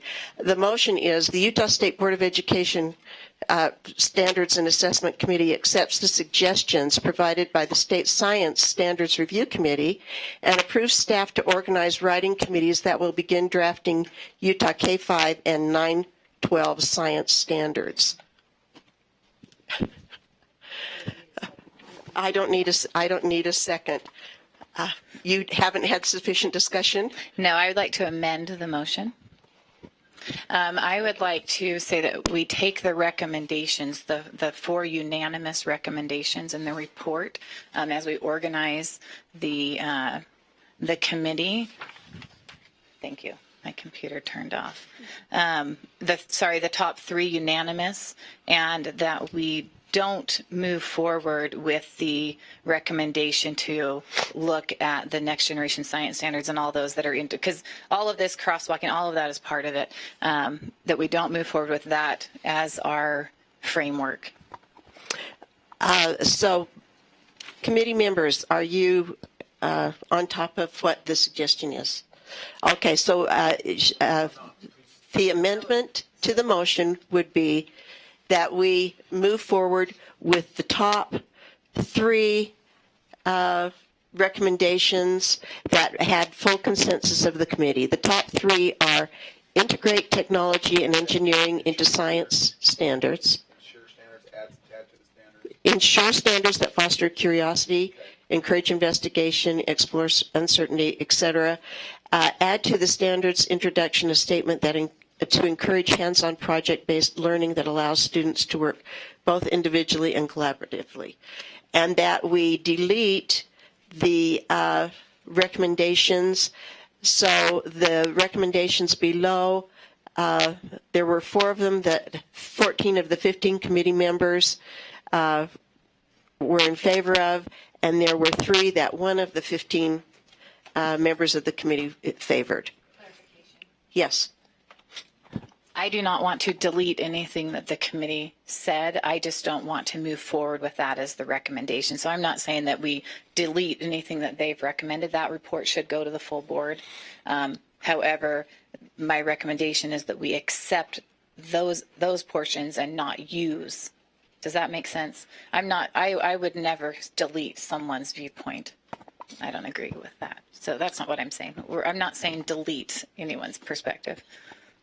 Okay, so I guess I'm a little confused on. Let me try to clarify. Okay. So you mean you'd like to take the top 3 and say those are the committee's recommendations, and present the second group of 4 and say here's other considerations that were the consensus of the committee of the development committee, but not the board committee. Is that right? Well, so that's why I wanted to separate them, so we accept the report.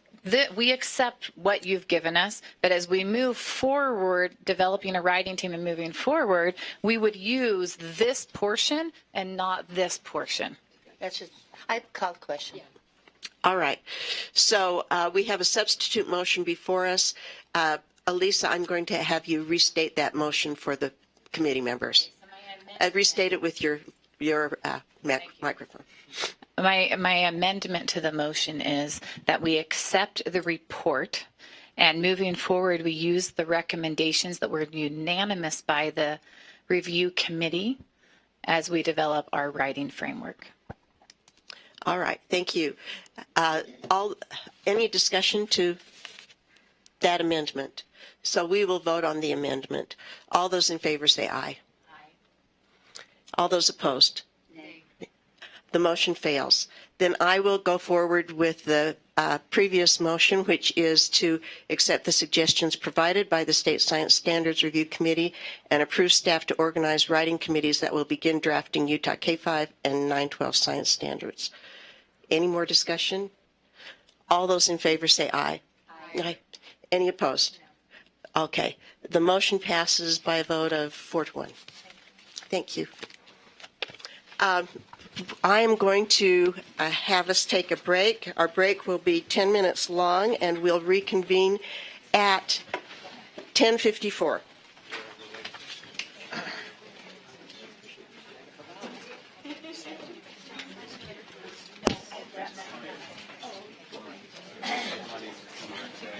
It's okay. It's not that.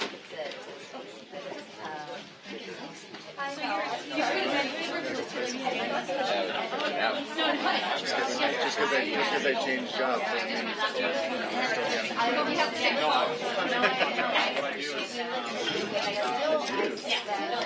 snowboard more than I can just take my lady on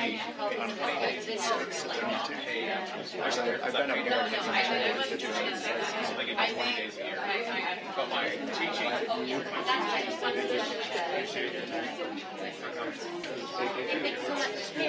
my teaching is always my daily rate is right back behind here.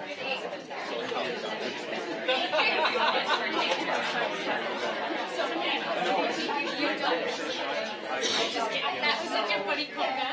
There's so many opinions that it's, but this isn't over. As this goes, it's going to take a year. It's going to go before the board. I was part of this plans, and I am absolutely aware of this process. And feedback that we received and I thought it was great. I need to I taught that for about 10 years. I was like, hey, we want to. I was talking with some of the Oh yeah, I was at Frontier. I opened that. Yes. Yeah, and then we found him a master's program. And so he's like, oh yeah. He's like, I know stuff. Yeah. All stuff. So anyways, yeah. I actually grew up in Oh, that's where the... Yeah. My mom's there. So I'm there often. But yeah, no, it's a good process. And I think that the state board is to make sure that all of us Well, it's still an ongoing process. There's always But I read up on it. No, you're okay. I'll be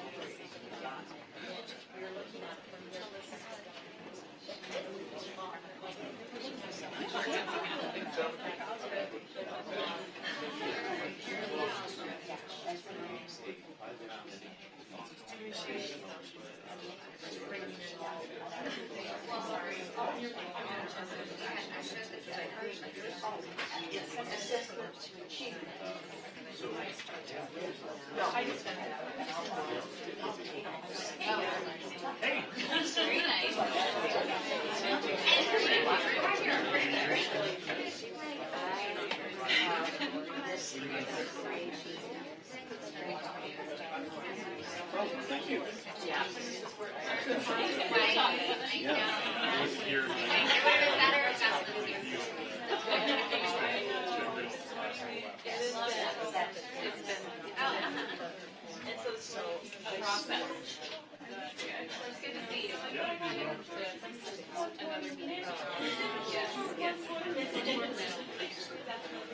So, we can take off this.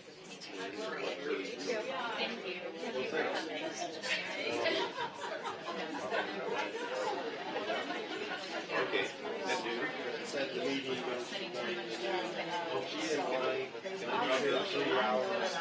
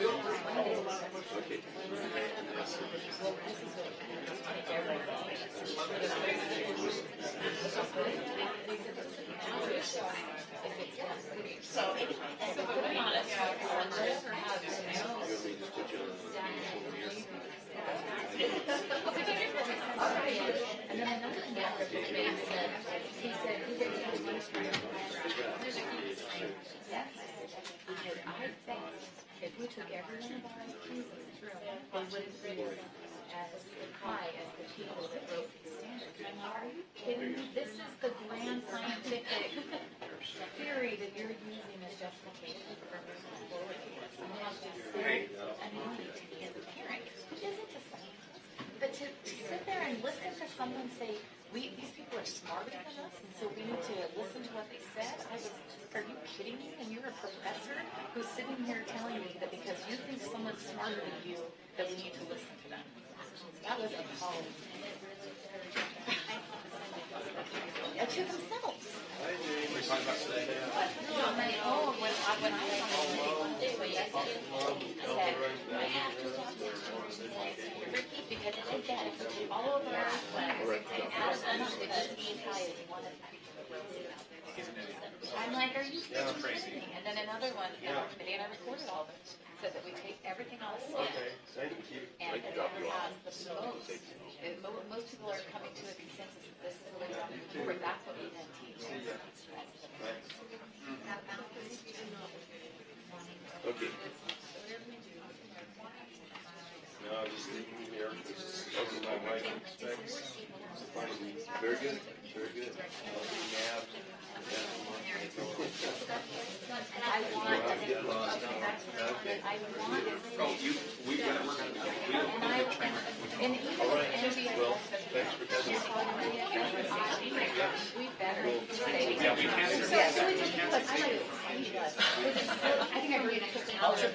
Will you? Okay. The first time I got them, they were 99%, 100. There was one typo, and that made it.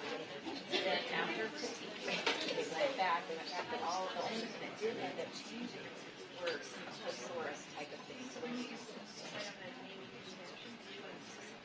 employees.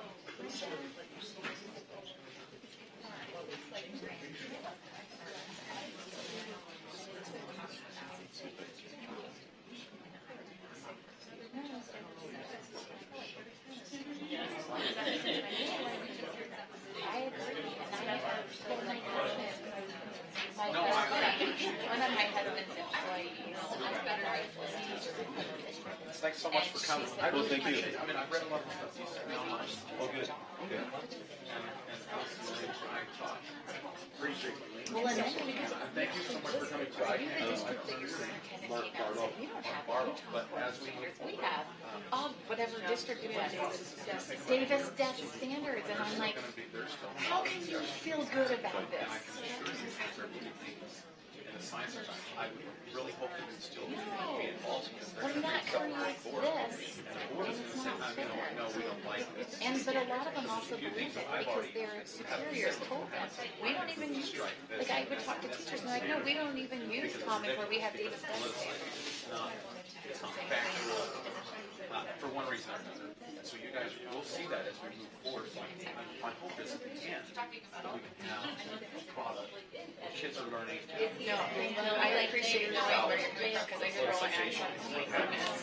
Because it's what outside entities that are deciding get kids to believe something. In fact, I wanted to give you an example. I just handed it to. I'm very, very, very aware that my Putting out articles that say we've changed that. Point them out to.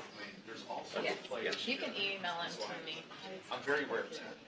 And so as we move forward, this is out of the Jana, you handled that well. No, you did, and I don't feel like it was.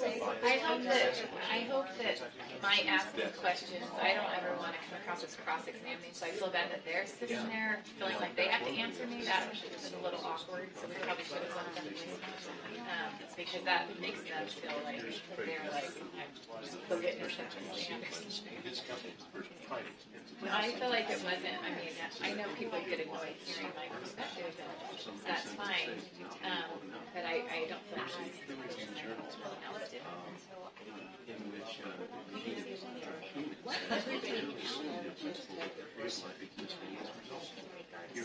Hey, committee members, it's time to reconvene. Okay.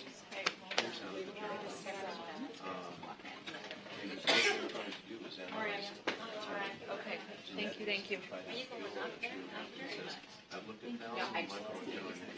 Thank you.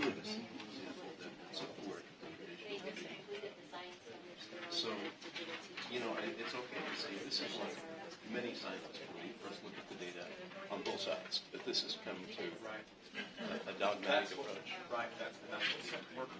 Yeah. Yeah. And I feel like it's something. It's factual, and we know this is wrong. There's too many things going on here. It's been a great morning.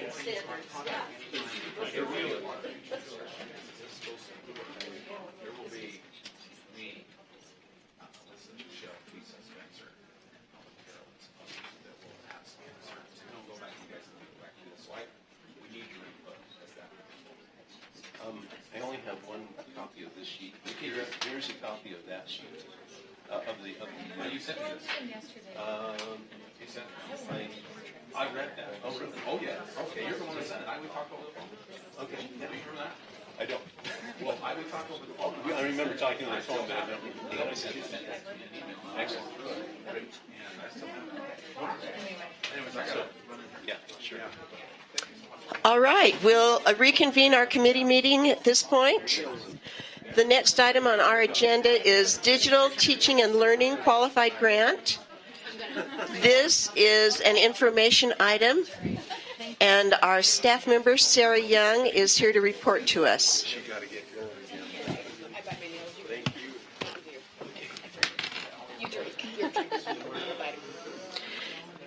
Thank you, Sarah. Welcome. Happy to have you here. We're going to look to you for this information item. Excellent. So Sarah Young, Coordinator of Digital Teaching and Learning. Since we have a new committee, I'll just give a very quick overview. Digital Teaching and Learning is a qualified grant program where LEAs submit plans to be reviewed by an advisory board and then ultimately approved by the State Board of Education to be able to enhance digital teaching and learning in their LEAs in a very comprehensive fashion and yet targeted to a specific population so they can see measurable student outcomes. So currently we have 72 LEAs that are participating in the program. We just, prior to the close of the calendar year, we approved the second cohort. As a part of that, the staff prepares a quarterly report as requested by the board in regards to the state of the program. So we've provided you with an update on our action items since we were last here. I'll just highlight two of them. One is the support from our evaluation specialist in regards to being able to support the rollout of our formative assessment tool, which is Learn. I'll show that here momentarily. He did multiple regional trips, just kind of crisscrossing the state to be able to make sure that we were supporting all of our stakeholders regardless of location. Second of all, we have had our professional learning community site visits taking place. My team is actually currently with Washington County, where Washington County hosted over 15 LEAs LEAs. They open their doors. They're coming in to have the opportunity to see what's taking place with digital teaching and learning so that we're building that opportunity for collaboration amongst LEAs. We were in Weber earlier this month. We've also been going to multiple charter schools like Early Light Academy. Da Vinci Academy is hosting one on Monday. And it's a great opportunity to see both district and charter school leaders in the state invested in digital teaching and learning, having that opportunity to learn from each other and really leverage the experiences so that not everyone's trying to reinvent the wheel. What I'm going to show you really quickly, I'm going to bring this up. All right, is two items that we have in regards to the program. So the first one is the Learn platform. I referenced that our evaluation specialist was working on this with the LEAs. The Learn platform has a bunch of different functions, but I'm going to show just some of the items briefly. So mine is a state aggregate account. So we can show that last week over 1,100 products were in use. This is through a simple Chrome extension that's available on the school-based devices. So it's not an additional data point of entry that we're asking for from our educators. It's something that's collected through technology. As a part of that, we can also see what the top products are in regards to informing professional learning, as well as opportunities to do support and potentially more large-scale purchasing efforts in regards to getting price reduction based on usage. The other thing that this has been helpful for is the student data privacy effort. The LEAs will see a dashboard that's specific to their usage, and many of our student data privacy officers, as identified by the LEAs, have been using this to triage some of the what are our teachers using that I might not know about, and so that we can go through and be able to vet it specific to the FERPA, SIPA, COPA requirements that we have, as well as the Utah student data privacy standards. Last but not least, just to quickly highlight on here, we do have something called an impact analysis, and I think that this is really where this tool will serve an improved function over what we have currently in our uses of technology. So currently at the statewide level, we run analyses in regards to having an independent third-party evaluator come in and say, for the software products that we're purchasing at the state level, what type of impact are we receiving in regards to that? The challenge that presents for our LEAs is by the time that that analysis is completed, it's 6 months after they've been using it with their kids and having their teachers work in those classrooms. This provides the LEAs a tool to be able to run their own usage and impact analyses specific to their own benchmark and data assessments, not just state data, but also looking at, are we getting our bang for our buck? Just to kind of use a little colloquial phrase in regards to if our teachers using it, and if they are using it, are we seeing impacts with that? If we're not, maybe then this isn't the right tool for us, or maybe we need to look at some other, different variables in regards to providing teachers more support on how to use the tool. We've started to see some of these coming through. They have to choose to share them at the state level, so LEAs can run these formatively without worrying about, is this going to be published nationally? The great thing, the quick story I'll share is that we recently had one of our LEAs run an impact analysis against one of their math software programs that they get from STEM Action Center. Although they weren't seeing great aggregate data, they actually showed a 0.5 effect size with their English language learners. So the benefit being is now that district has the opportunity to target those tools specific to a population where they're seeing those impacts, as opposed to doing a broad-based treatment. My question is, how is this dispersed between elementary and secondary students? Great question. So actually, that brings me to my second dashboard that I'm going to show you. So one of the requirements, this is the formative assessment piece that we've been working on with the LEAs. The exterior piece in regards to the evaluation of the program, Digital Teaching and Learning called for the development of a dashboard so that members of the public have the opportunity to see what are we doing with these funds and how is it impacting maybe, more so my local school and district. And so You can see we actually have a dashboard. This launched live actually earlier this week, and we're doing some previews with the LEAs before we go kind of a public publicity push with it. It gives a quick overview of the program. When you go into state stats, it actually answers your question specific to getting a sense of where, first of all, the funding is going by region. It also shows kind of a demographics breakdown by LEA. Down here, you can see that it actually highlights the percentage of LEAs that are focusing on different 21st century skill focuses, as well as percentage of LEAs with academic focuses, and then who's participating in what type of technology with their grant. You can disaggregate this by charters and public schools. We're actually using Tableau desktops, so they're a little more interactive, so you can do hover-overs and things like that to get more information. To your question, as I continue to scroll down, you can get a sense of where we're seeing digital teaching and learning taking place based on some of the teacher responses. So the orange bars represent elementary. So we asked our LEAs that are engaged in digital teaching and learning to ask their teachers to give a survey or to take a survey in regards to giving us information about grant usage. And as a part of that, you'll see 54% were elementary in terms of the respondents. We also had middle school and high school included in there. Some of the items that they spoke to was learning from a variety of online resources, being independent and self-directed in your learning, and then engaging in more active learning in terms of maker spaces and some of those other different products. This is all available on the statewide level and will be available to the larger public. Last but not least, we have the LEA profiles within the dashboard. The profiles allow you to search by LEA name, but also by academic focus, filter by grade level, demographics. So this provides a tool as well that benefits our LEA leaders when they're saying who else is working in an elementary mathematics space, instead of having to just send out a blast email or to do it based on who you might have heard of. You have an opportunity to actually do a search and figure out who those LEAs are, dig into their plans to find those common threads so that you can collaborate.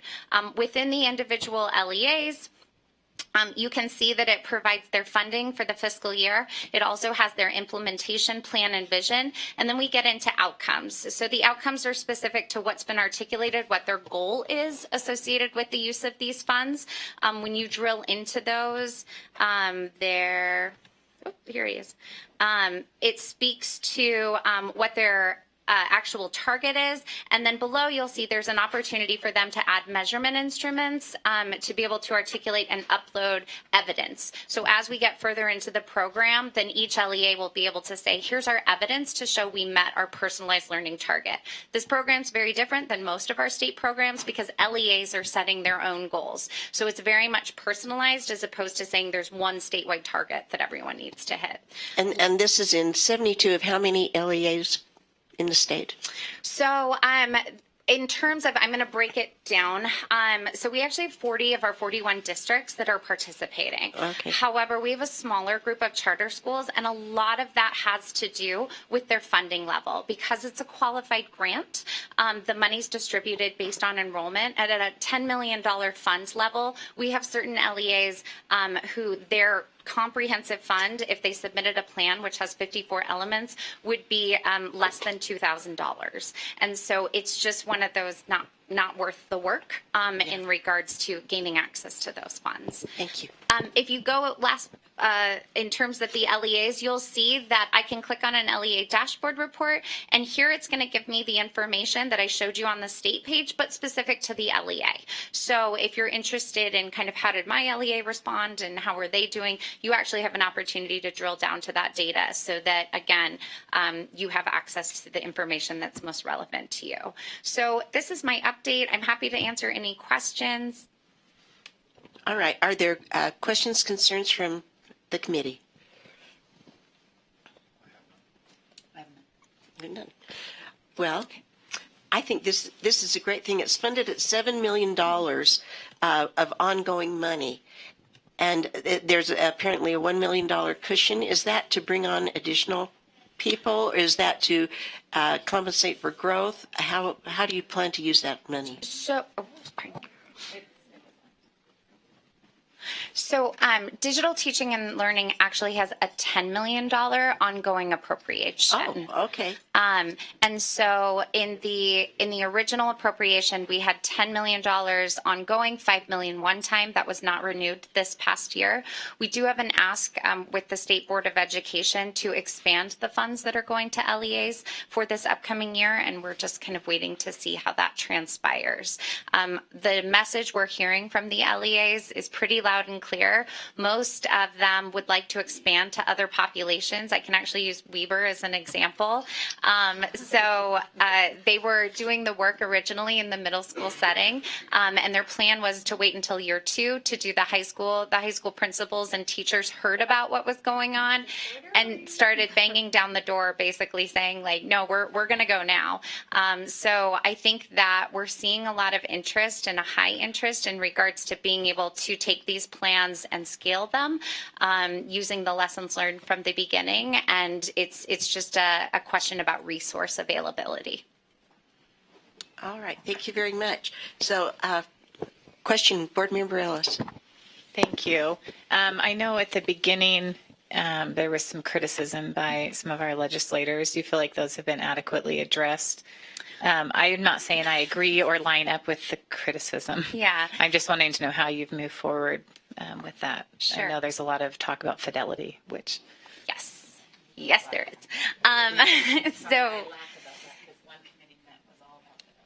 Yes. So I do think that there.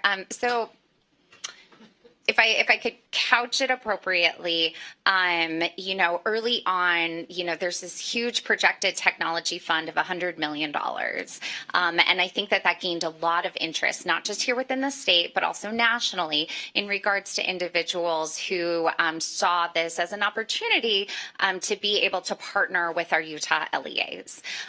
Ultimately, when they were developing their plans, because the resources were so much lower than what was originally projected, even though we presented opportunities for them to meet and potentially consider partnering with these experts and different individuals, the LEAs ultimately made choices, and most of their choices to put it into an aggregate, were to build supports within their own leadership within their schools. And so because of that, I think there are still individuals who would like to have more opportunities to partner and, to serve as experts in regards to informing implementation. Our LEAs, we would support them if they decided to use their funds appropriately. They have not right now. And so I think we'll continue to hear from those individuals in terms of their desire to want to be involved in digital teaching and learning unless we start to see either a huge increase in resources and our LEAs moving that direction, or our LEAs using the limited funds they have to be able to pursue those experts. I have to ask, you said 40 of our 41 non-charter LEAs were participating. Who's the one that's not participating? Okay, so I have to at least give the context around it. So it's Park City. And the reason that Park City is not participating, we have spoken with Superintendent Conley from the beginning. She was very involved in terms of being a part of the discussions. Ultimately, Park City has had a lot of really great support from their Education Foundation to fund their technology initiatives. So when this opportunity became available, they were already 2 years into a 5-year plan they had developed. And they were like, do we really want to shift everything that we're doing to be able to meet these 54 state criteria? Or do we want to stick with the plan that we feel very confident meets our needs currently? We never give up. We always go and tell them, this is your moment. You can apply every year. But we also really respect the fact that they have a plan. They want fidelity to their existing plan before they look at making serious modifications to meet a statewide set of criteria. Thank you very much. Any other questions, concerns from board members? Lynn, let's take a motion to receive the report. That we received the report from Digital and Teaching Learning. Thank you, Board Member Gravitt. All those in favor say aye. Aye. Sarah, thank you so much. Thank you.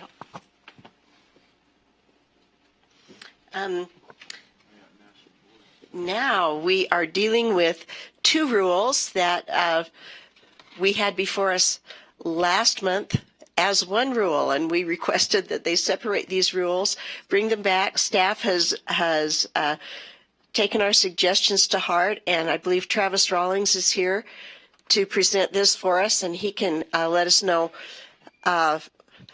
Apparently, when we were discussing this, we were under the idea that there were two pots of money, and apparently that's not quite correct, so I'll let him take us through and tell us what they've determined to do and how we can sort this out to best give a little extra money to our great teachers. Thank you. I'm Travis Rawlings. I'm the Educator Licensing Coordinator here for USBE. Essentially, what Chair Cannon has said is correct, that it is actually one pot of money that is covering two types of funding, if you want to think of it that way. There is a reimbursement pool, and there is a salary bonus pool. And the reimbursement pool is just for those people earning national board. So the cost of getting national board gets reimbursed. And so what we've done is we've taken that aspect and put it into the 521 rule. The other pool, where it's the salary bonus, which is for math, science, computer science, and national board, by the way, that's all in that salary bonus part. It's all in the 523 rule. So that's how we've broken it down. You'll find now, as you look at 521, there aren't really a lot of changes because this reimbursement part was new, and so the board adopted rules as soon as it was created, and we went from there. The TSSP has actually been around since 2008 and was run for a number of years by DHRM. And when the program was transferred to the state board, we simply followed the administrative procedures that they had established, and we never adopted them in rule. But we feel like it would be better if they are in rule, and so that's why we've written 523 to encompass that salary aspect of it. So unless you have any other questions, that's all I had prepared, but if you need anything else, I'm happy to help. Okay, does that give some clarity to how this is working? I know I did find an amendment on R277521 where there was just one word, it was incorrect on there. And it needs to say, let's see, 521 lines 46 to 48. I've got it. Well, okay, go ahead. I don't know if you want to do all these together, but. Oh, okay. So you've got some more.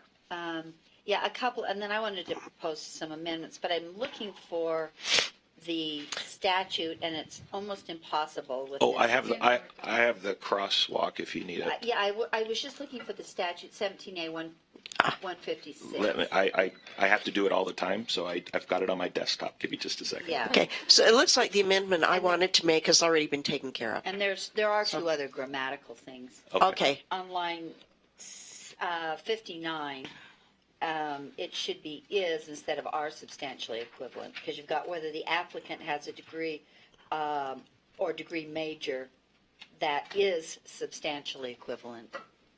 So that's just a grammatical typo. And then on line 62, it seems to be unfinished unless I'm, whether the applicant, I think it means to say was a teacher at a Title I school. So you're looking at 523. Should we let's go ahead and do 521 first, should we? I am looking at 521. But you're looking at draft one, I think. Yes. Ooh. We have draft two. Oh. Yeah, draft one is the one that you saw last month. Yeah. So draft two is for the February meeting. Draft one was for the January meeting. Are both fixed. Oh shoot! Now I have to rethink all of my other changes. When you still find 156. So if those I did when you're ready. If those are, can you just read? Is it okay if he reads 53A? This is what requires the appeal. This is right. And let me just maybe preface it if it's okay. Okay. Since this is a little more informal. Yeah, go ahead, Board Member Lear. My desire would be to simplify this appeal process.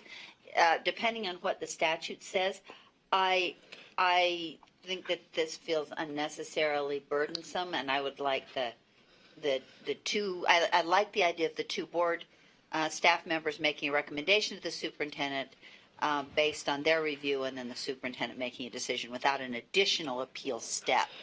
So that's what I was trying to do, but I did it in the wrong version. So, but as long as that's consistent with the statute, which I couldn't find. The statute is very unrestricted in that terms. It simply says that the board shall create rules establishing appeal. It's 53F 2504 is the new reference. And I'm just proposing this as a suggestion, Travis, and I know it's not your area of authority or expertise, maybe, but it would probably be easier for me if the new rules would have the new code reference. That would probably make sense. Instead of having the old ones, because that agree. makes it easier to. Can I just point out, we're going to be adjusting all the code references and the rules before we file them as non-substantive changes. Right, but my point is, I'd like to be able to see what those code references say. I understood we didn't have those before this meeting. But we will for the next one. Absolutely. All right, that'd be great. And then I don't need to see both of them. Right. Because I'd like to be able to check the statute against what my idea is. So, and it's going to take me a while to. Got 30 years of training in the other, so undoing this is going to be hard. Okay. I'm worried. I'm working on it. So anyway, now I have to. But the appeals process is 523. Is that correct? Yeah, We're on 521. And you're on 521. So did you have anything on 521? I didn't then. If there's no appeals process at all in 521. No, this is just reimbursing people Then I have who no- have participated in national board And certification. I have no. And I'll come and look over Jenny's shoulder at 523. Okay, so and it looks like the one thing I was concerned about has been taken care of. I'm going to have a new computer next month, you guys. I'm so proud of myself. Okay, so I'm looking for a motion that we approve R277-521 as amended on first reading and bring it to the board for further approval. I move that we approve R277521 on first reading and as amended and take to the full board on final reading. All right, all those in favor say aye. Aye. It is unanimous. All right, now let's move to 523. So this is that pot of money that provides bonuses to teachers working who work in areas of extreme need or who already have national board certification and so forth. All right, so is there discussion on this particular rule? Okay. It looks like we've got the same, and maybe I'm just reading this wrong. On line 47 or line 40. 42, yeah, 43. 43. Whether the applicant was to teach at a Title I school. Do you mean was a teacher at a Title I school? No, if they are going to teach at a Title I school. So it was But to teach? To teach. Whether the applicant Not holds a. taught. Is this prospective? Is that? It's an extension of line 38, so I'm trying to read through Which it. is an appeal Appeal and and then go all the way down to the. Whether the applicant was to teach, is that what you mean to say? That is weird. That's lawyers. Was assigned. Was assigned to. It's assigned. It's supposed to be assigned to teach. The word assigned is missing. Bingo. Oh, There it thank is. you. Okay. Assigned. The word assigned. I was trying to figure out the word missing. On 43, we need to add the word assigned.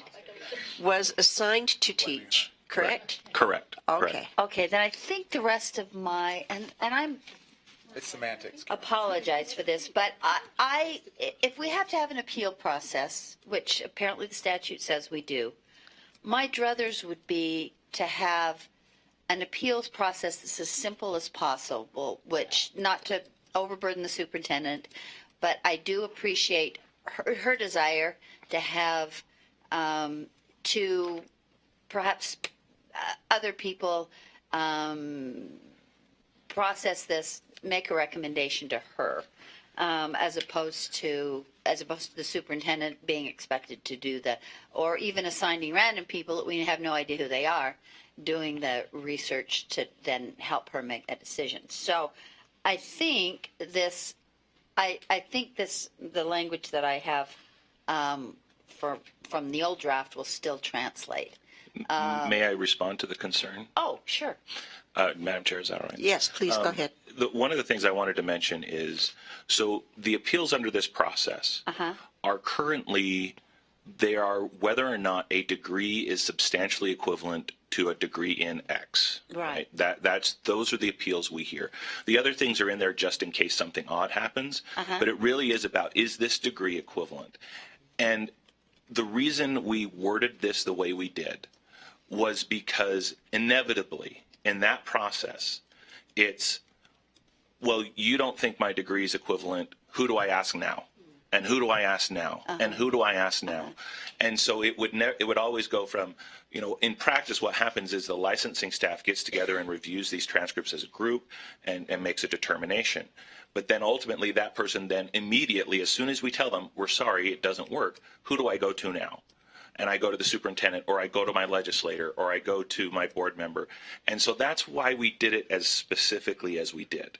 Now, it doesn't have to be that way. You're certainly welcome to make any changes you want, but I just wanted to explain why we did that. And I sort of grokked that from what you. Oh, okay. All right. All right. From That's what right. was that, well, no, but I mean, I figured that there were people questioning the judgment of whoever was making that decision. But it still, in my mind, doesn't mean that there has to be two levels of appeal. But I also wanted to incorporate that panel. So that's just another. I admit it's another perspective. If you want to have, I just wanted the panel to be a recommendation to the superintendent. So indeed, this disgruntled person can say, the superintendent can say to this disgruntled person, I relied on these two identified panel members, but then made the final decision. Okay. So that was my thinking. It's kind of a minor change, but my feeling is it would streamline the process so that there wouldn't be one recommendation from panel members who really have no authority other than as assigned by the superintendent versus a recommendation to the superintendent and then makes the final decision. So do you have I have language that I think will work that that you can, if it doesn't, then we can bring it back next month. Sorry about that. Or it's just, it's kind of a minor change, but I think it would be a more streamlined process than waiting for a panel and then waiting for the superintendent to agree with the panel. So just if you don't mind, and I'll try to translate what I've got. Travis, did you? I'm sorry. Yeah, you go ahead, Travis. Do you want to give input? Well, the one thing I wanted to ask is, so in the way it's currently written, the appeal to the superintendent is only for correction of material and manifest error. So in most cases, there should not be an appeal to the superintendent. That the panel, which is right now, the superintendent has designated that as the licensing specialist staff, is typically considered final unless, again, there's a material or manifest error. That is the only time it would be appealed to the superintendent. Travis, will you tell us what a material and manifest error might be? Give us an example. Is there a lawyer in here that can answer that for me? We're being joined by Ben Rasmussen. Thank you. Ben Rasmussen, Director of Law and Professional Practices. That was the language that was suggested by Assistant AG Dave Thomas. It's basically meant to be the highest of thresholds. I don't know if I'd have a specific example in the context of this rule, but material and manifest is just meant to be really big. Is essentially, I think, is essentially where it boils down to in legalese is going to be the highest of standards, and it's not. It's just meant to be that not every appeal should go to the superintendent. It's just a major issue, I guess.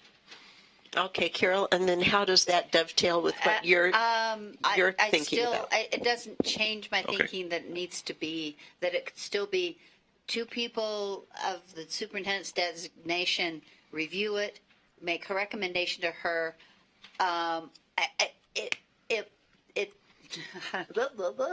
It seems difficult to me for a recommendation from two staff members to be a final decision, even though they're the designee of the superintendent. I like it to come from the superintendent, though informed by the expertise of two licensing staff members. So the expectation would be then, I'm just trying to clarify. So staff would review it, make a decision, and then Make a recommendation. would make a recommendation. Which I think is And then the important. superintendent would then be expected to go through the same process of reviewing the transcripts No. and making a final decision? She would accept she would accept the recommendation but it would be her decision. And so in some cases she might review it further, and others she might not review it further. But it would be she has access to the information that the staff We would developed. absolutely. And then she makes a decision rather than the panel making a decision and then waiting a few days and then her making a decision and waiting a few more days. It just seems like a lot of work and a lot of steps for something that is sort of a gift of sorts, not a right, except I guess statutorily. So if that's the direction that the committee wants to go, I think what we would probably want to do is move this out a month. If Carol has specific language she could provide her, I think I see where she's going. I could edit this, bring it back to the committee next month with those changes incorporated. If that's the direction the committee Okay, wants to go. let's get some input from other committee members. How are you feeling about this proposal? I don't have strong feelings either way. I think it could be good, though. Just streamline it. Board Member Ellis. My main concern is that if it is just that we allow the process to happen so that there's a statute allowing teachers to be able to get reimbursed and, so that's, as long as that's functioning, I don't have strong. Board Member Nielsen, you have thoughts? Negative. Okay. All right, then I think that it's the feeling of the committee that we would be in favor of just. Is there an urgency about this, Travis? Okay, so then we would just be in favor of asking you to bring this back to us and knowing that in the meantime, you will work with Board Member Lear on making some amendments to this rule. I can just give you this. I think you can hear my chicken scratches well enough. I'm just kidding. I've been told that they can't. I had one more suggestion that is related, if that's okay. Yeah. Rather than violated, just the word sounds a little intentional. I just changed it to. I changed it to it was inconsistent with, and that's just again. What are you talking about? It's on that page that has all the writing on it. We will find it. Yeah. And we will. I see what you're talking about. Okay.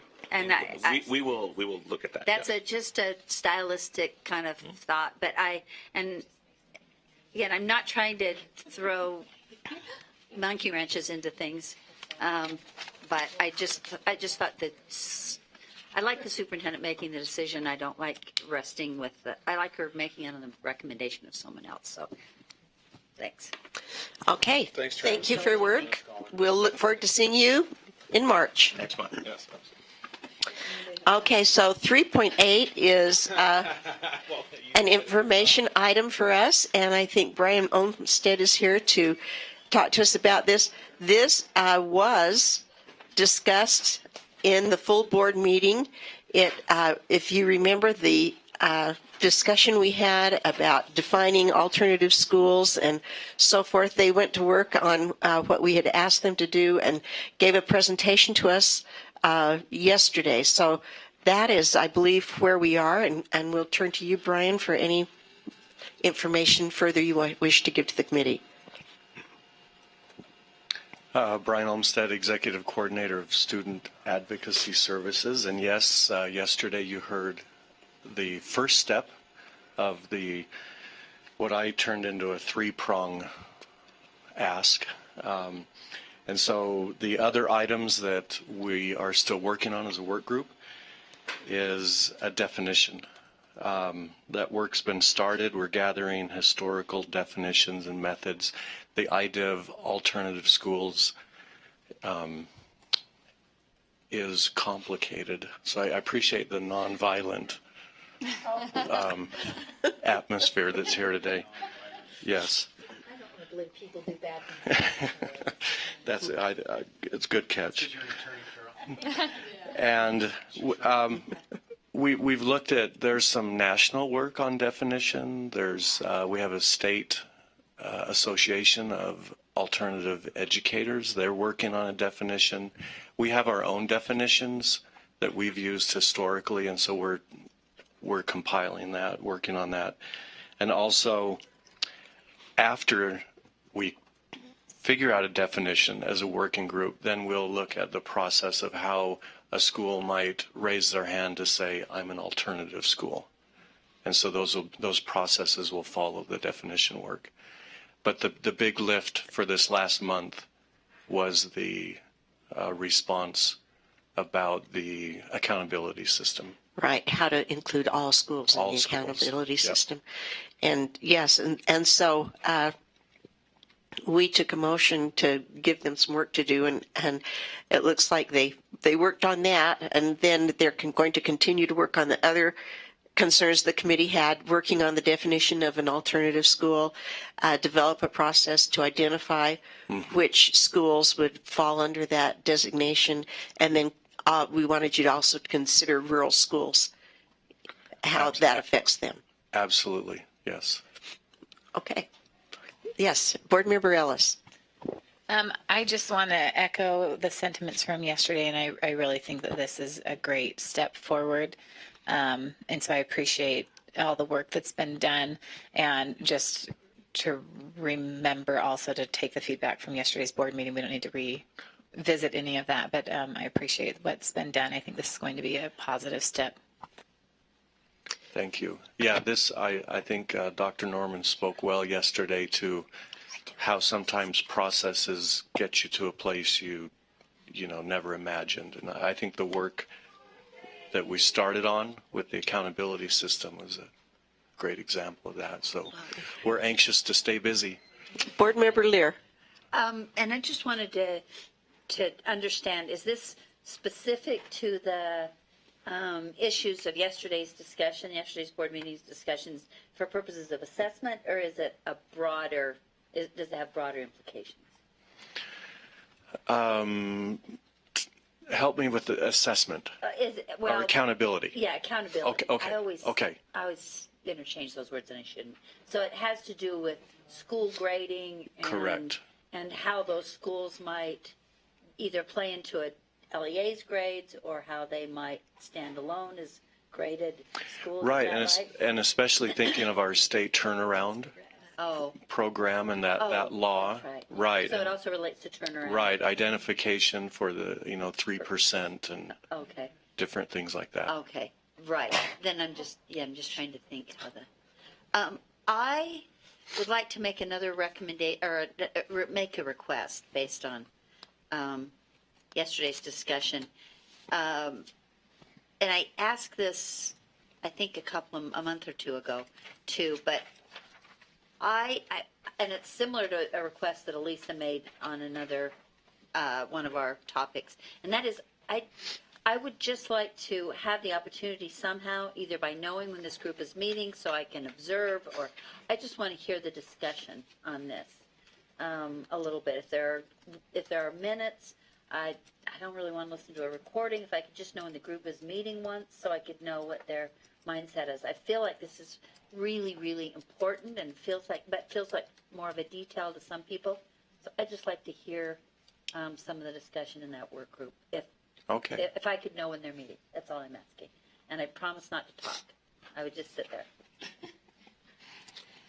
Maybe one comment. Maybe. Maybe one. Okay. But I don't want to overreach or intimidate or anything like that, but I just would like to hear what the discussion is before I can be well enough informed to make a decision as a board member. Okay. Is that okay? Yes. Clarifying. Would you be willing to send that information to all the committee members? That's so the committee here. Just the committee. Okay. Yeah. Patty, is that inappropriate or is that okay? Oh, yeah. Is that okay? Thanks. Absolutely. Okay. And is there anything further? So this is an information item. I'd like a motion to receive the report. I move we receive the report. Thank you. All in favor say aye. Aye. Aye. Thank you, Brian. We wish you well and carry on. Okay. Thank you. So we have the last item on our agenda today is called A2A Assessment to Achievement. This, as I understand it, is a program that has been going forward, and so they're sort of in the middle of it. And Darren Nielsen is here to talk to us about where the program stands at this point in time and how we might what we might do to further the continuance. Okay, thank you, Darren Nielsen, Assistant Superintendent of Student Learning. The room's really a lot quieter down here now. It's a little empty now. It is. Let me give you a little bit of background on the Assessment to Achievement. Many of you may already be on the board really familiar with it. It was a project that was started in April of 2015 is when the original contract was signed, and it was a 5-year contract with EdDirection or Cicero Group. I'm not sure the official name of on the contract. It references both. So, and the original plan was that would go through a 5-year period. You started in year 1 identifying schools, and it's my understanding these schools joined this program or this initiative in a voluntary basis. I know in Box Elder School District, where I was at the time, we made this available to schools, and we had a number of those sign up. I think I had 4 schools in our district. And then when we attended trainings, there were schools from all over the state who were participating. And then that cohort was called Cohort 1. Year 2, Cohort 1 then is on their 2nd year of professional development and learning about changing practices in the classroom. It also helps to develop leadership capacity, not just the building leader himself, but within the teaching faculty, because it's driven on what they call collaborative teacher teams. We already called those professional learning communities.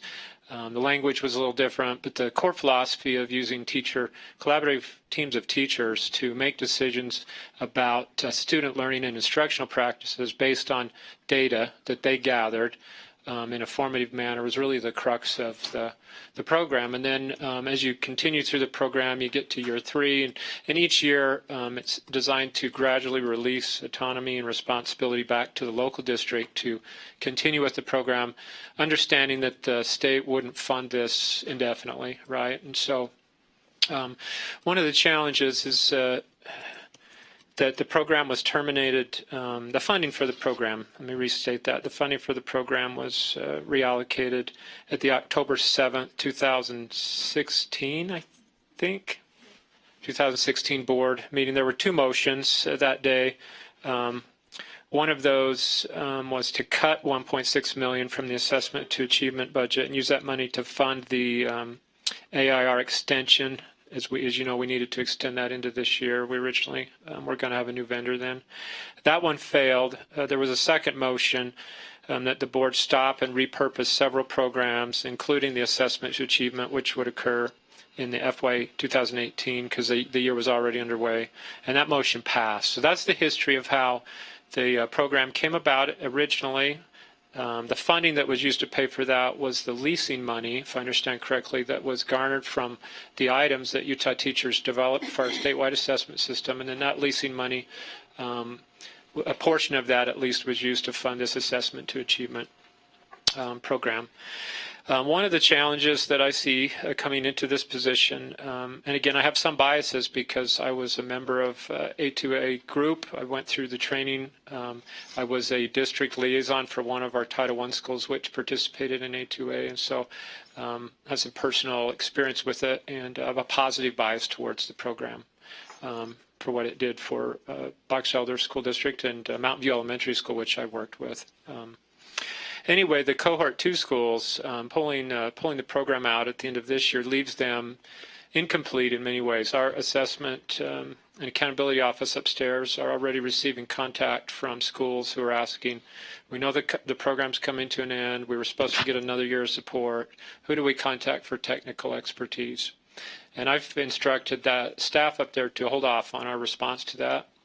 And the reason they're contacting the assessment staff is the contract involves professionals from Cicero, EdDirection, and then it also involves USBE employees. And so the professional learning, the site visits, all of the support that's been put in place is done concurrently. We have employees from EdDirection and then employees from the Utah State Board of Education who are housed in the assessment office which some might think, well, that's kind of weird. Why is assessment involved in all of this professional development? And again, it centers back on the purpose of the contract was to try to help build the capacity of our educators to know what to do with all this assessment data that they're inundated with now, both from the statewide accountability assessment and also many LEAs are driving more and more assessment in a formative nature, which professional learning communities does that, and also collaborative teacher teams really emphasize the importance of having short-term formative assessments on a weekly basis and then informing your instruction. So when I came in this past October, first part of November, one of the tasks that I had originally assigned that overwhelmed me with anxiety was the responsibility to report to the board and accountability on the budget for assessment to achievement, and also make recommendations about the carry forward funds. That all happened within my first 2 days being there, and there was a real lack of awareness and my inability to be able to do that. And so we delayed that until December. And one of my proposals in the carry forward that I brought forward to our finance department was to use some of our carry forward funds that were available to fund the last cohort of A2A through the process. So I felt like we had enough there. The fact that the board had made a motion to repurpose funds, which sends a message that the board doesn't support assessment achievement, was concerning to other leadership, and therefore it was pulled out of my proposal because of that, not wanting to look like we're coming in direct opposition of something that the board had given us direction to do. You might remember we also had Superintendent Dixon in December give her report, and she talked about her road trip through the state. And one of her lines on that slide indicated that one of the things she heard from lots of rural educators in particularly was, please don't discontinue assessment to achievement. And she's received a lot of positive feedback about that program and what it means, especially to rural schools. Although we have rural and urban schools that participate in it, the rural schools have less support at the district level to provide that. For instance, Box Elder School District was 11,400 students. We had already decided, knowing the money was coming to an end, to start to support Cohort 2 schools ourselves. And so we stopped having them attend the statewide trainings and started providing that in-house because our capacity to do that was such that we could handle that. But many scenarios there, that's not the case. So my carry forward budget, though, wasn't, I didn't have enough to maintain the full contract. The original contract amount for the 2018-19 year was $897,000, by $960 on the end of that. And the amount that I had available in carry forward wasn't sufficient for that. And so I had talked to Direction to give me some proposals. Could we modify that? And they provided 3 tiers of support. And I've uploaded this into board books, but I'm going to just talk about it in front of you here now. One tier was, again, just a focus on cohort 2. Let's get that cohort through, and that came back at $402,000. And that would continue with professional learning, team coaching sessions, and again, our goal was to get cohort 2 to where they didn't feel like we pulled the carpet out from under them. The tier 2 support was $546,000, and cohort 1s hadn't completed the full cycle, and so Tier 2 would be to finish them out completely, take cohort 2 through theirs, and then the price on that was $546,000. And then Tier 3, it gets to some of what Superintendent Dixon heard on her road trip, and that was continue the program and even make it available to more schools. So you'll see a cohort 3 listed there on Tier 3. That would be a proposal that would include bringing in another cohort. It's my understanding that the money that's been repurposed back in October of 2016, that's allocated and it's obligated. So I'm not asking the board to reconsider repurposing those funds. But I'm asking, I guess, first of all, to see if the board supports the Assessment to Achievement Initiative. And if so, I have some federal funds that I receive that I could repurpose in the amount that I could cover the Tier 1 proposal that Education Direct provided us. The federal funds that I have, they give me the following guidance, that I can use these funds for strengthening the capacity of local education agencies and schools to provide all students the opportunity to increase educational achievement, including carrying out professional development activities aligned with state student academic achievement standards and assessments. And so that's the provision on my federal grant that I have some oversight on, that I could, under that justification, repurpose those funds. And then obviously, if the board felt strongly, we could try to work with the business office to see if there's some other way to repurpose to continue the program beyond that. But I'm in a position within the scope of my responsibilities to just ask for your permission and support and your blessing to move forward with that. And if that's granted, I could cover the Tier 1 support. But if the board would like to expand beyond that, then it would require further discussion about how to pay for that. So I have a question I'd like to propose to you. So the program is called Assessment to Achievement. And when I went through and read the information on this, I was reading some things that said the idea was to turn classroom assessment results into instructional interventions to increase student learning, and that they had some information about increasing from 1/2 to 1.5 standard deviations the performance on the test, largest gains being realized by low achievers and at-risk students.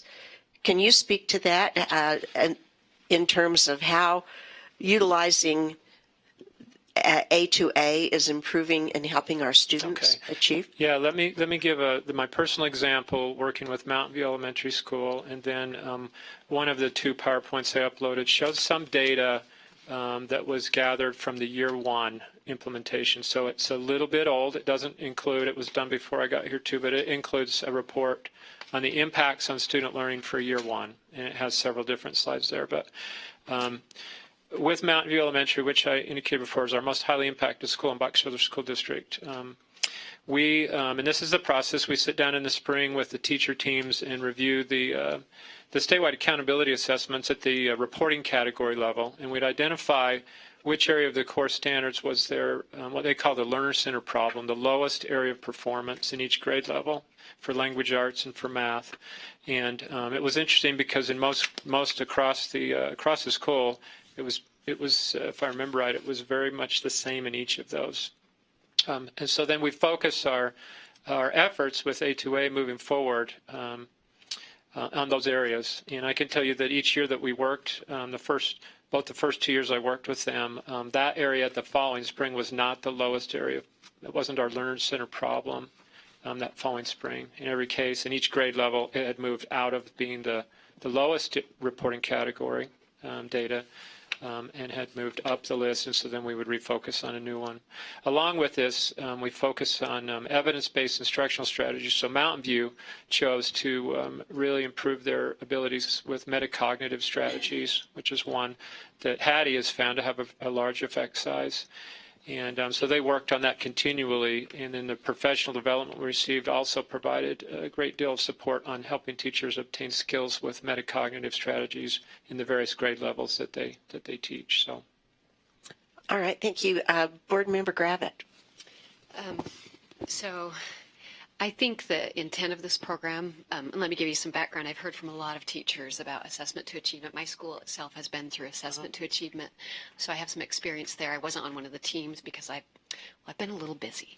But, and I recognize that many schools have seen improvement, but it's really interesting to me because as I look at the things that are uploaded to board docs and I look at teachers' responses, there's a real disconnect from the teachers I'm hearing from.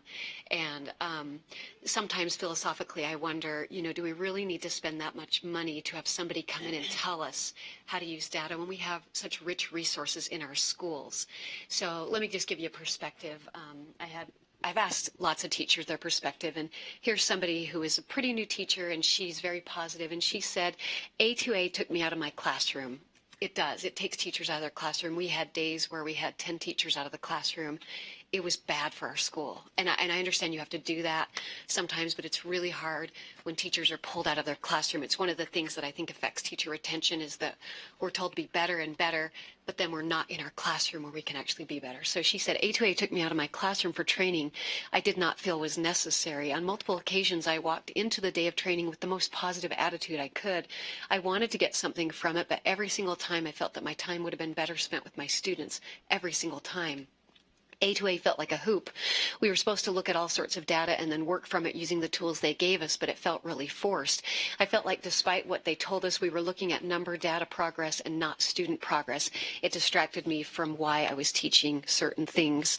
And I've had discussions, and I think, you know what, for me, money would be better spent to take a seasoned teacher or a qualified professional teacher and let them work with new teachers. It's hard because our school, for example, we focused on questioning. That's good. That's a great thing. It's strategies. We learned how to, to use certain questioning. But for me, I thought, yeah, I'm already doing that. Good teachers do that. I went in, I checked it off. That's all we did. And when I would talk to teachers, I would say, did it improve your practice? No. I said, what did you say on the survey? I said, yes, because I didn't want to get in trouble. Did it improve your students? No. It wasn't a blind survey. Teachers are scared. It's They so are funny. scared. Over and over, we had this survey, and I honestly, and I wasn't involved, and so I felt like I can't speak completely, but so many of them said it was so much time when I could have been doing what was good for my students, giving feedback, when I was pulled out of my classroom and jumping through a hoop that just give me the time with teachers in my classroom. But teachers, the feedback is really interesting to me because there is a disconnect, at least from my very small perspective. Teachers do not say what they really feel because they are scared people will find out and they will get in trouble. But for the teachers I've talked to, not a single one. Well, I had one say, but it was an elementary, and I think they had a really good team in how it was implemented. I think that makes a difference. But all the other teachers, I said, it didn't do anything for me, and it's a lot of money. So that's just my perspective, and it's just hard for me to see us spending something on something that gives teachers more things to do that's outside the classroom when we're losing teachers because they don't have enough time to do what they need to do, which is be with their students. So sorry I went on so long. Board Member Ellis. I agree with what Board Member Gravett said. I have heard similar criticisms about this program and other programs where we're kind of doing similar things where we're taking the teachers out of the classroom, trying to focus on, Ed Direction's a national program, and it takes the focus away from what is most important and most valued here. I'm sure there are some benefits that people see, and it's as evidenced by some of the things that you've heard, but I do echo what Board Member Gravett said, that I have a lot of teachers, some of them won't even befriend me on Facebook because they're so concerned that if their views are known, that they reach out to me that they could lose their job. I do not want to have anything that inhibits a teacher's ability to speak freely. And it's concerning to me just because I have the minority viewpoint or an alternative view that if any teacher aligns with my perspective, that they feel like they have to hide that from their employers, and that's a very big concern to me. I did want to talk to you just financially, if the board saw this as something that they felt we needed to do. What type of conditions? You mentioned what your grant can be used for, but what kind of conditions are placed on that grant, if any? Or did they just give you the money? And I'm sure there's some reporting requirements, et cetera, and how much time, money would that take? Yeah, no, there's not. Yeah, as far as I know, it's actually fairly light burden on reporting. Now, mind you, I'm just a couple months into this, so I haven't. They're shaking their heads behind you that's okay. Thank you. And then you mentioned, and I apologize because the finance aspect is not my expertise area, but you mentioned that you had $800 and something thousand as a carry forward. I can't remember the exact amount. There were, I think, 5 budgets under assessment and accountability, and they each had a certain amount of money.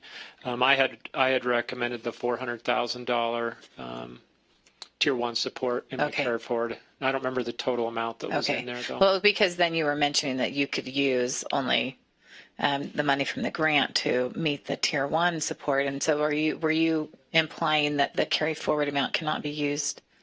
No, my original intent was the carry forward then, which was unallocated funds from prior years, that I would use that, wouldn't have to touch on this grant at all, continue forward with the plans for my predecessor and how that money would be spent.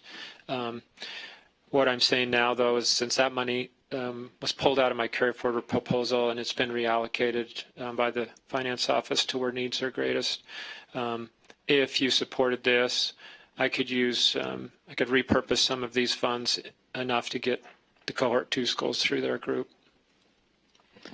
So I guess what we had before Sorry, us. can I have a follow-up on that? Because I'm also struggling with my feelings that echo what that teacher emailed, but also pulling the rug out from a program that's in existence. And so I feel like I feel torn between making sure that we aren't wasting educators' time that don't want to participate, but that's also a local decision, versus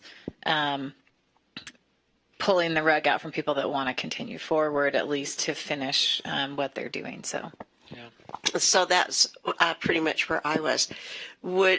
So we have these two groups that are in the middle of this, and I know that one of the criticisms often leveled at education is we start something, and then before we can get data or we can find out whether or not this is successful, we pull the rug out from under it, and that is so frustrating to teachers. It's so frustrating to everyone. Do you think, would there be any way that you could get us some information back from these people who are involved in? Are you trying to just keep cohort 1 going, or cohort 1 and cohort 2? My proposal would be to finish cohort 2 out. That cohort 1s would go in, they're going into their 3rd year, right? If I remember right. And the assumption that they should have enough capacity to finish that program out within the district leadership to provide the PD and the on-site visits and support the meetings that happen. But the cohort 2, we'd move forward. Now, one thing I don't know is how many of the cohort 2 schools and LEAs are like Box Elder, where we'd already consolidated. Part of why we did that goes to the concern you had with the amount of time it takes. That was part of one of the reasons Box Elder, as soon as our capacity was such, we brought them together, because we had a little more control over the amount of time out of the classroom, and felt like we could focus one of the ways we could do that is we had a small enough group we could focus our PD in a way. It's a lot the same rationale behind homeschooling, parenting, right? If I'm teaching one child, I can cover the same amount of content a lot quicker than I can 30 kids that are all over their capacity. So us being able to provide the PD to just our schools, we could do that in a condensed time. But I could probably come back to you with a number of cohort 2 schools that would be interested, that feel like it would be valuable I think that to might them. be better use of our money, and if we can focus it on where there is support for the program, where people are, because, well, I know this is anecdotal information, and so it's valuable as well, but I think we might reconsider maybe getting input from the people who are in the middle of it. Are they interested in carrying on, and what would those costs be? Board Member Lear. And I guess my comment is similar to yours. Darren, I wish we could sort of get kind of to a level where we could say, if your school or your district is interested and you've seen good results from this and your teachers are supportive, so you could continue, but other schools perhaps, and you're right, we're seeing 2 examples, one from Box Elder, one from Weber, where the school or district says, we don't want to spend any more time on this. It's not benefiting us. It's not benefiting our teachers. If we could allow those who want to continue, and who figured out a way to do it productively for them, and then not necessarily use the money where teachers don't want it anyway. Am I making myself clear? So we let the ones who wanted to continue and had a reason for continuing continue, and the others can just say this isn't working for us. Is that workable? Yeah. So if I understand right, it would be going out and gathering information now. And what that would probably look like is contacting the administrative teams in those LEAs. And I don't know if that's acceptable. There are teams of teachers that are involved, and I know that they can be surveyed as well. There's some concerns, it sounds like, from people being forthright on their surveys. Maybe anonymous surveys. They don't believe. Yeah, this one is. I feel. But I don't want to tell them exactly how to give us the information we're seeking. I don't want to micromanage at that level. I just want to see if, I think we could pretty quickly find out how many of the LEAs or schools, their leadership teams who work most closely with the teachers. And again, it was optional to join in the first place. It was a program that wasn't forced or mandated at the state level or federal. So, and find out how many of them would be interested in participating if we were able to continue that third year for cohort 2. Board Member Gravitt. Just, and I don't even know if this is possible because sometimes we ask the local district or the LEA, and the district may want to do something when a school itself doesn't see it's valuable. And so I would hope that if we do go this route, we would ask the districts to check in with their school. Is this working? Is this making a difference? Have we seen and really encourage the teachers to be forthright. Like it's not something you'd be punished for. It's just, do you want to continue it? Yes or no? Is it good for your school? And I would hope we would be very open with that. And if it is, let's go, because I do know an elementary that really had a valuable experience with it. But I know several junior highs and a high school that it was frustrating and it caused a lot of grief. does it have to be district-wide, Darren? No. In fact, I think my experience, and again, this is just my observation, data here was Iron County School District. It looked like they had almost every one of their schools participate. And then Weber, I know there were some Weber schools that would attend the meetings that we did. And then Box Elder, again, it was just 5 of our 20 some odd schools. And again, we let the building principal decide whether they wanted to do it, because it is very labor intensive and it does require a significant amount of professional development, which pulls people out of their classroom, especially in year 1. Because we're asking teachers to make significant changes in their practices often, not always. Some teachers are already engaged in some of those things, and then we're trying to support them in those changes with coaching that moves along with that. All right. Well, then let's have you move forward. We've given you the direction I think we all understand. And will you return and report to us in March? Yeah. Let me ask one clarifying question. Just cohort 2 schools, or would you like me to also check with cohort 1 to see if they need support finishing out their 4th year? Yes, I think that'd be good. We don't want to leave anybody hanging high and dry. Okay. All right. Well, thank you for your time and your direction. Thanks. All right. Is there anything further to come before the committee? Then I'll entertain. That says action item. Do we need to? I think we've given direction. He'll come back, and so it's actually going to be a delayed action. Okay. All right. Then I'll entertain a motion to adjourn. All in favor? Aye. Thank you. Bye-bye.